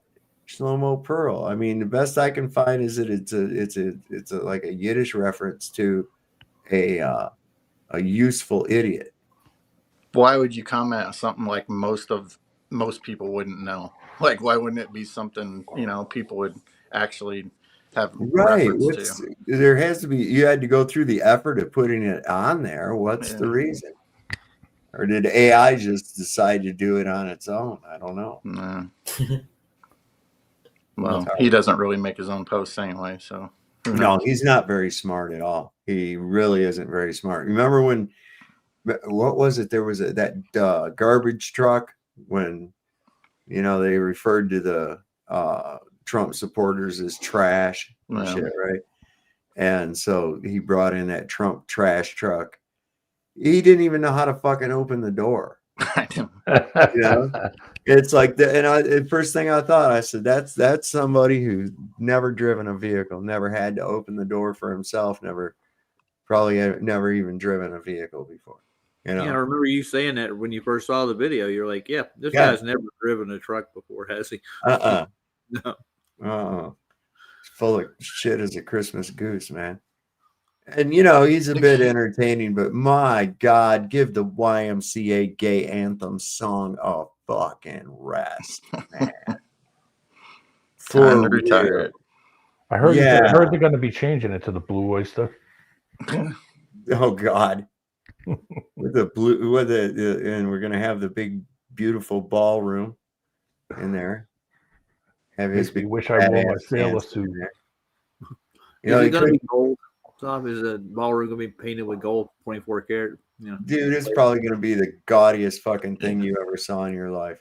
I kind of like how he's kind of that way in a weird way. Like everything's gold, everything's plated in gold, everything's together. It's like he's an Arab or or an entitled little bitch. That's what I think he is. I mean, I really do. I'm really upset with this blowing up boats and shit. What is that style? Like a bad Christmas? It's like kitschy or something, or kitsch. It's like everything's gold and tinsely, and it's like kitsch or something. It's a real kitschy. That's it. Yeah, I don't know. It's real gaudy. Too much. It's like Liberace. Yeah. He needs a candelera. Candeleras all over the place. Yeah. Turn back the clock for a little bit. Remember Saddam Hussein was actually, they said when they raided his palaces, they had gold toilets in them. Oh, yeah. Yeah. Gold numbers. What are you doing with a gold toilet, man? Seriously. You shit gold. Right. Well, I mean, that's as bad as the, monarch of England with the groom of the stool. You know, the whole thing about that, right? Yeah. You got it. I mean, that's the royal butt wiper. Royal poop. One of those. Don't know what to do with your money, so you have a magic stick and you transform everything in your room in gold. Yeah. It's like, I don't know what to do today. Well, and that in itself also tells me how immersed into the material world that guy actually is. And as the more immersed into the material world one is, the further removed from the esoteric world they are. The further removed from their spirit they are, is because they're taking this shit all serious. Like there's, get as much of this as you can. He who dies with the most toys wins. I'm like, out look, Donnie, of the city. and it's And I like, live Donnie, with you. you're feeling those aches and pains when you're dancing your fat ass to that YMCA song. I know you are. I know you're feeling it, brother. Me knowing those cankles he is. Especially eating fucking McDonald's all the time, man. It's sick. And plus, he got Satan pregnant. I saw it on South Park. I wonder what the baby's gonna look like. I think there's a new episode tonight. Cool. I think I there was haven't a watched new them. I episode. watched the first one. I didn't watch any after that yet. His Oh, needle dick is all no, over it's us. going to be tonight. That's right, because now it's the 30th. Damn it. And I got to take the trash out tonight. Oh, and the brats are coming soon. Oh, excuse me, the kids are coming to get candy. Give me free things. You know what? They don't do that no more, man. They do around here. I'll tell you what, man. 15 years ago, this street right here was the street for trick or treat. The kids would be going up one side and coming down the other, man. It was constant, nonstop, right? But now what they got is they got this trunk or treat thing. Yeah, that goes on for like the whole month. And it's the police giving out candy and shit, trying to indoctrinate the kids. Yeah. Get them used to, armed people telling them what to fucking do and shit. Having fun in the approved government way, in the approved government fun zone. You know what they do here? They walk them down through the middle of town in the daytime and go around to all the businesses and banks. That's what they do. What, trick or treat? Trick or treat. Yeah, they did that. There's somebody around here. They got a freaking trailer and they put a bunch of them on there, and then they got golf carts. I mean, last year I should say, we got a pretty decent showing, but next year though, I'm not giving out candy. That's the end of that. I'm gonna give out school supplies. And it's like, do you give them something when you useful. You know what I'm saying? It's like you get candy from everybody. You might as well get something useful. Do you remember I know when you school were- isn't useful, but you get what I'm coming at. Yeah, I get Do you. you remember when you were a kid and you would go and do that, and like there'd be the people that would give you like a muffin or an apple, I don't care. bag of pennies. Yeah. You know what I mean? Yeah. You'd be like, oh no, not another apple. Give out pamphlets with excerpts from Mein Camp. Get out Mikey Flat Earth pamphlets. Yeah. I got some in the truck actually. He gave me. Don't go to that house anymore. Oh, is that the one I did? Mr. Thigh said, and it's okay to accept candy from people's trunk. Perfect. Yeah, right. Yeah, and don't get in minivans with no markings on them, no Park window. the white van out and hand out candy. Here, kitty. Here, kitty. Here it's fun because all the streets are like empty all the time because we are like 1,000 people, and when people work, like the street is very empty. And at Halloween it's fun. It's like all the people are outside, and all the people are like in the big truck with like all the kids in the back, like mettons like 20 kids, and there's one guy driving, and all the kids go everywhere. It's like everyone. It's like the big party. It's not like in the city or anywhere else. I never see this before in my life. I'm here like since 4 years. Yeah. But little, very, very small community like this, it's very, very fun when there's a party. Like So you guys party. Wow. You do Halloween in Canada, right? Yeah, but there's Quebec party also. Yeah. But Well, when do the kids trick or treat? Oh yeah. Yeah. But when it's Canada and Quebec party, I think it's here. I show you guys. They take big trees and they put it there, but it's not the entire tree, but only the wood, and they make a giant fire. I think I showed you one Where time. did I see?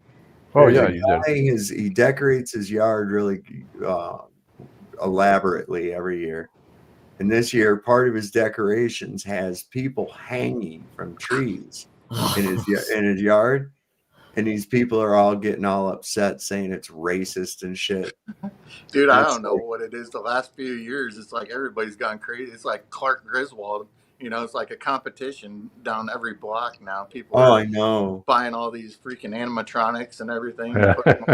It's wild. There's a guy in my town that every year at Christmas time, he has like the biggest Christmas display you've ever seen. Every blow up doll, every light set, all over everything. His house is like an amusement ride, and he does it every year.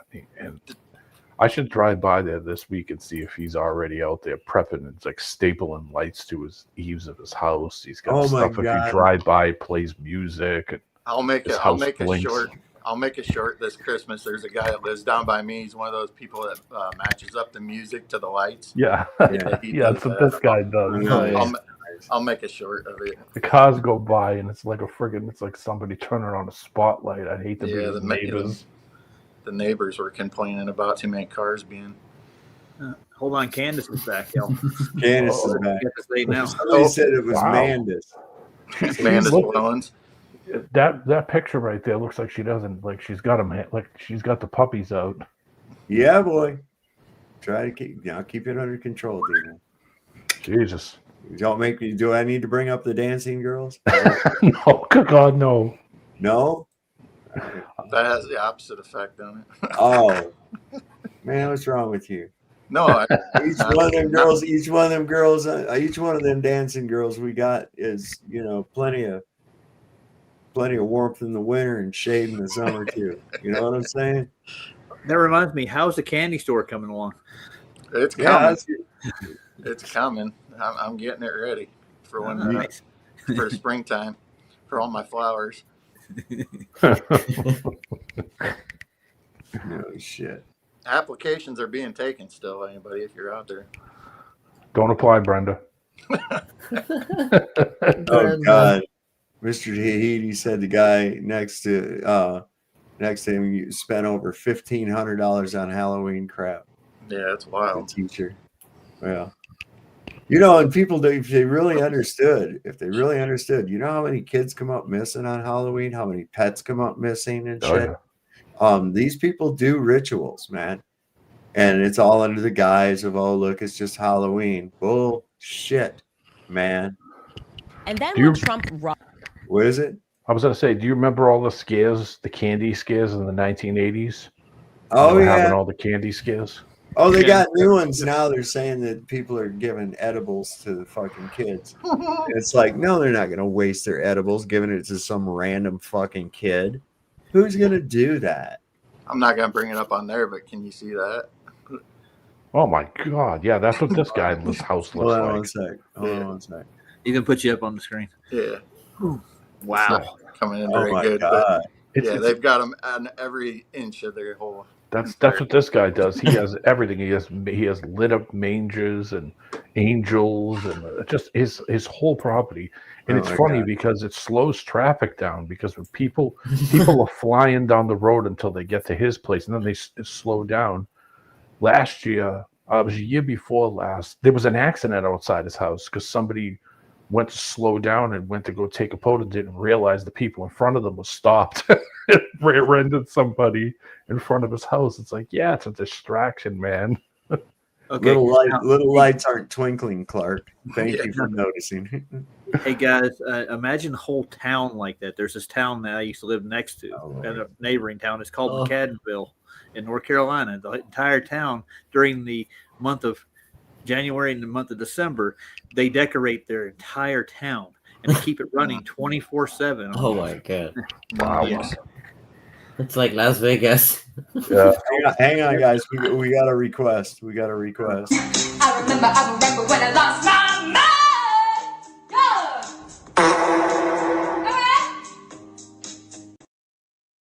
He had to see her, huh? She's a looker. Well, we had Mr. Tahiti requested that. Candace Owens' next co-host. Hey, and Mark Sargent's looking for a new one, right? Oh my god! I haven't watched him in a really long time. What happened to DJ? I don't know. Where'd he go? He's still here. He's right there. I'm talking about the DJ guy. Curious. He's talking Yeah. about Yeah. Oh yeah, that guy. Yeah, I don't know, He's man. not curious. No. I don't know, man. I'm kind of wary of the club. You know what I'm saying? I know what I you're don't saying. know. I tried to type DJ Curious on YouTube and nothing happened. Yeah, I kind of just I'm like, yeah, I don't know. You're too big. You know, it's like I get a feeling. You know, I get a feeling. He was on NDB's the other night. They did a trivia thing Sunday night, I think. Him and NDB did. DJ. Oh, really? Yeah. It was kind of a Zulu tribute type of thing. Well, I don't know. You might continue it, but anyway, he was on there. So I'm supposed to watch this movie. I might watch on a DVD here after bed. I don't know. We'll see. I don't have to work tomorrow. Nice. I forget what it's called. It's about the John Holmes and this murder and shit that took place.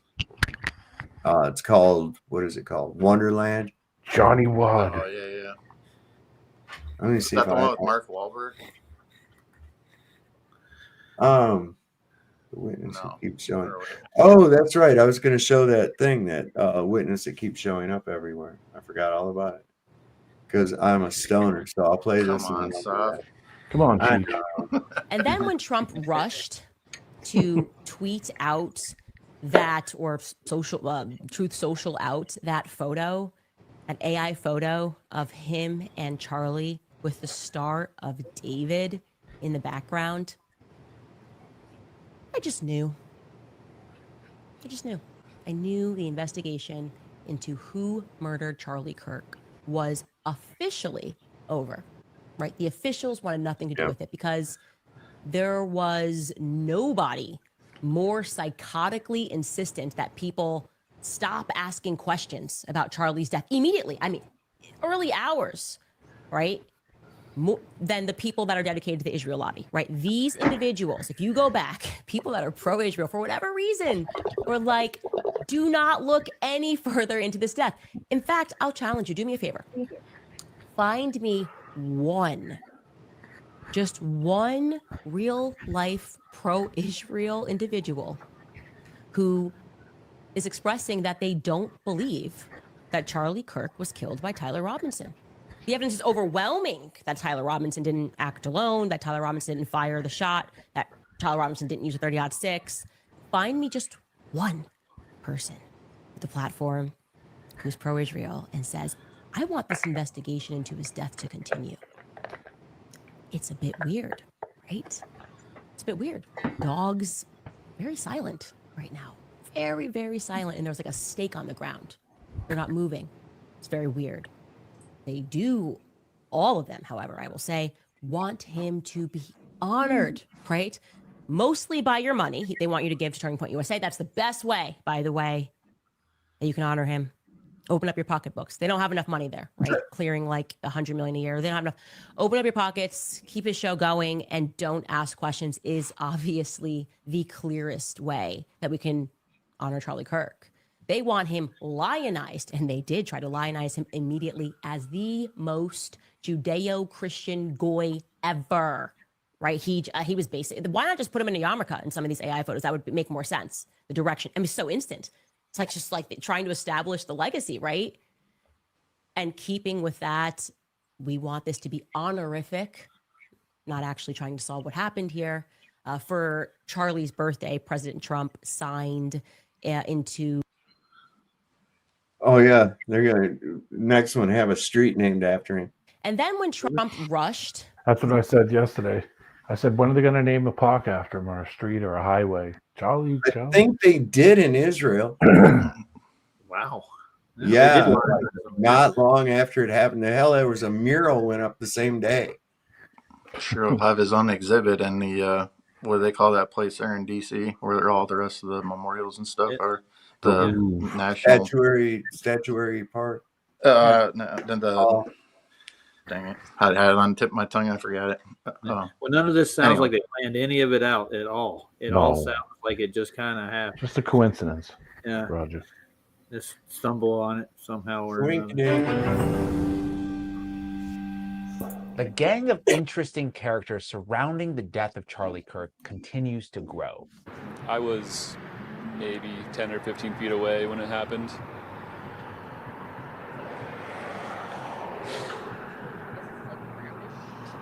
Method acting. That's an actor. It's the same guy in another video. Watch the video for like 10. It's like, you were talking about the excitement there and focusing on the positive. So how do you want to make sure that he's remembered?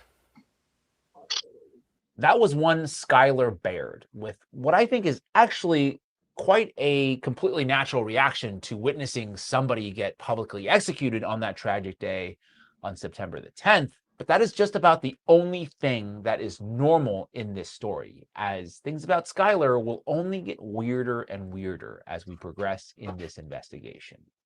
Because you'll never believe what his first contribution was in the moment after Charlie Kirk was publicly executed. I was right there and kind of escorted him. I mean, there was a cop right there too, but kind of escorted this guy to the cop, and he was like, I shot him. That person that Skylar was referring to is Old Man George. Remember George Zinn, the guy who stood up as soon as Charlie was shot and shouted, "Shoot me, shoot me." And then after that, we were told he was some kind of bad man with very dark proclivities. So let's forget all about him. Well, I guess Skylar just happened to be there to help apprehend the decoy. Coincidence, I suppose. So this naturally leads the internet to do its thing and start interneting. Sam Parker dug up some very interesting Google trend history. Spikes in searches for Skylar Baird in Israel around May and July, in DC around the same time period. But interestingly, nothing in Utah, which is where Baird is purportedly from. I have a sneaky feeling, just a suspicion, that Google is fielding some angry calls right now about maybe shutting down this feature. I don't know that to be the case, but just a hunch. Anyway, according to his LinkedIn, Baird is from Utah, lives in Utah, and he worked, looks like, in the media and recently started his own company, and also looks like he's a graduate of the University of Utah. We talked about this in the George Zinn episode from a couple weeks ago, but the intelligence agencies really like Utah for some reason. Now, another account, Alsace, Texas, dug up some information that he is from a well-connected family. This is his mother posing in front of Air Force One, as a lot of normal people do. And also, she's said to be the longtime director at this telecommunications company that does events and emergency communications. Also, some evidence there that they are a government contractor. As for Skylar, just a casual floor pass at Charlie Kirk's funeral, even though he is not connected to Turning Point USA at all, nor is he a wealthy donor. But here he is hanging out with all the VIPs and rich donors. So what the heck is going on here? I guess, once again, just a crazy set of coincidences. But the story gets even crazier. There's a lot of people that have a lot of questions about if you were involved at all during the Charlie Kirk assassination, how you are a digital content creator with only 7 posts and then somehow have access to get into the events. It looks like Skylar Baird just joined. So that was Danny Love. If you don't know who that is my friend, also co-host of the podcast that I do, The Today Show.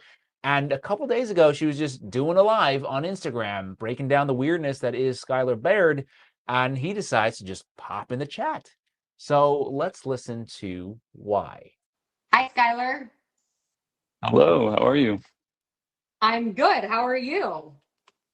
It's 8 a.m. here in Australia. I just woke up recently, so I'm gonna go find a better lit room for you. Oh, wow. Why are you in Australia? My sister's wedding. Oh, wow. She lives Yeah. there or married somebody from Australia or just likes the... Both. She lives here and got married to someone out here, and so yeah. So I woke up and someone sent me a link saying that people were making things up about me, so I thought I'd better get on and nip it in the bud.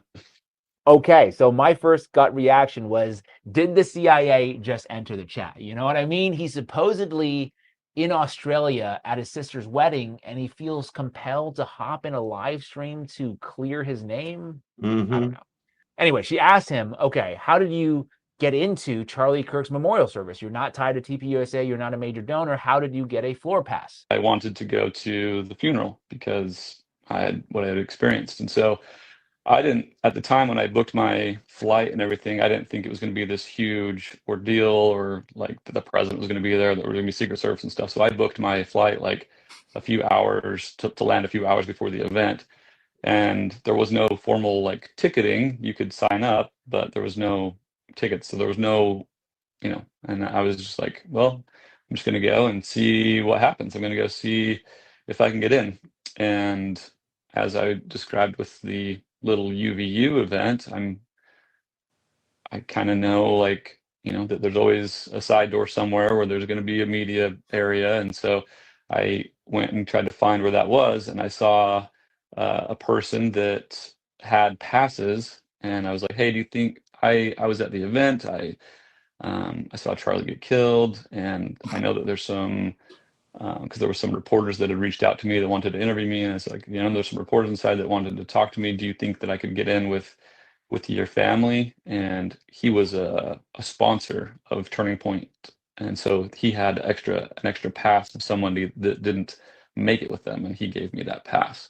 There you have it. He claims to have just rucked up to the entrance at an event with what I would imagine to be, pretty high level, decently at least heightened security, with Trump and a bunch of other high profile people being there and all, and someone just gave him a floor pass.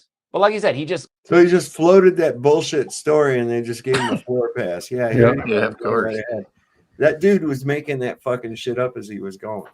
I'm getting Robbie Parker vibes here, man. He looks just like Robbie Parker. Did you notice how many times he blinked when he was talking? He blinked. He talks with his eyes, literally. Yeah. He's nervous as hell when he's in that conversation.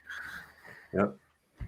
Gets things done. He creates the world that he wants to live, and the world he lives in right now is one where he goes to Charlie Kirk's execution, public execution, ends up helping the police tackle decoy boy George Zinn, and then he gets handed a floor pass at Charlie Kirk's memorial, and then is also monitoring various live streams on the internet and hopping on to clear his name. That's some Forrest Gump shit there, man. Yeah, right. Come on, yeah, man. Dr. Pepper too. Ping pong and Dr. Pepper. Maybe that is just an unlikely set of coincidences, or maybe, just maybe, he is not exactly who he says he is. And look, I don't know exactly what's going on here, but everything I've told you about him is a fact. And also, I just need to point out that an intelligence asset is not going to come out and tell you that he's an intelligence asset. So we have to kind of read between the lines. We have to find clues, map a fact pattern to say, is this guy who he says he is, or is he hiding something? So that's why today you've heard the conspiracy theories, the quote unquote conspiracy theories, but you've also heard from the man himself. Who and what do you believe? I will leave up to you. My name is James Lee. This is the 5149 Show. Let me know what you think. Just a quick word. I will say this now. I don't think people should be harassing any of these folks that we're looking into. But they are public figures putting information out online, so we should be allowed to scrutinize that information. The reason why I'm doing this is because it's clear at this point that the FBI is no longer interested in investigating the truth. They have their suspect, they have their narrative. So all the facts that they've deemed to be a conspiracy theory that doesn't align up with what they want is tossed aside. This is exactly what happened to JFK, RFK, MLK, on and on. I have a video deep diving into those assassinations, and it seems to be what's happening again today. And I want to do my best to prevent that. So if you want to support my work, please take a second to like this video, share it, subscribe to my channel if you haven't already done so. Hit that notification bell so you can be the first to know when my next video drops. As always, I'd like to thank you for your time. I'll see you in the next one. That was pretty good, man. Oh wait, he's got this Cash Patel thing. Hold on a second. Fishy stuff. RFK, MLK, filling and the void, ML. you're harming Charlie and his family and a rightful prosecution of his alleged assassin who we have in custody, and rightly so, in my opinion. And if anyone helped him, do you think that we at this FBI are literally going to let them get away with it? That was good. Thanks, House. How are you going to stop them? That's really the question. Yeah, really. I mean, they've been caught doing this shit a trillion times. This is just, it's old news. Whenever I see anything happen now, I think, oh, when are they bringing the patsy out? Who did they talk into being a third or fourth or fifth man to do something, you know? JFK, RFK, and MLK will walk into a bar and get some shots. Yeah, I have to go, guys. So bye, Yeah, I'm getting ready to shut her down. Anyways, it's 3.5 hours. Good to see you guys. Sorry I was late, but it's good to see you. Hey, no worries, brother. No worries at all. By the way, you're not getting paid this month. Oh, it's okay. Terminated. Even my cat is going down the stairs. Is like, come, go sleep. If I don't get paid, I'm gonna get the looting. I'm also kicking you off the crew to come help fix my ceiling. So you're out. Ken Rotman says I have to slow the speed down on the vid if Ben Shapiro talks. I know he's like that. You remember that guy that would do those commercials for the Micro Machine? Yeah, Micro Machines. That was the best. Those were the great. That guy had the world's record for being able to talk fast. Wait, yeah, he had words a second or something. Yeah, man. He's the fastest person in the world to sing Thriller. Oh my God, yeah. There's other stuff he's the fastest at too with that shit. It's crazy. So anyway, thank you guys for coming up. Roger, Cubby, D-Man. We had DJ Moon up here tonight. A couple other people. I guess there was a little riffraff going on between somebody in the chat and the Modern Man guy that came up here too. That used to be the producer for Jaren. So I wonder why. I don't know, man. That's pretty fucking crazy. It's pretty fucking crazy. I don't know. So anyway, thank you all for coming on up. We'll be back live again soon. Maybe tomorrow. We'll see what happens throughout the week. And as we always like to tell you, don't forget the Lord loves a working man. Don't trust Whitey. See your doctor and get rid of them because they don't know what the fuck they're doing. And if you heard the shot, it probably wasn't meant for you. We'll see you next time on Sovereign Soul Unchained Mind. Good night, everyone.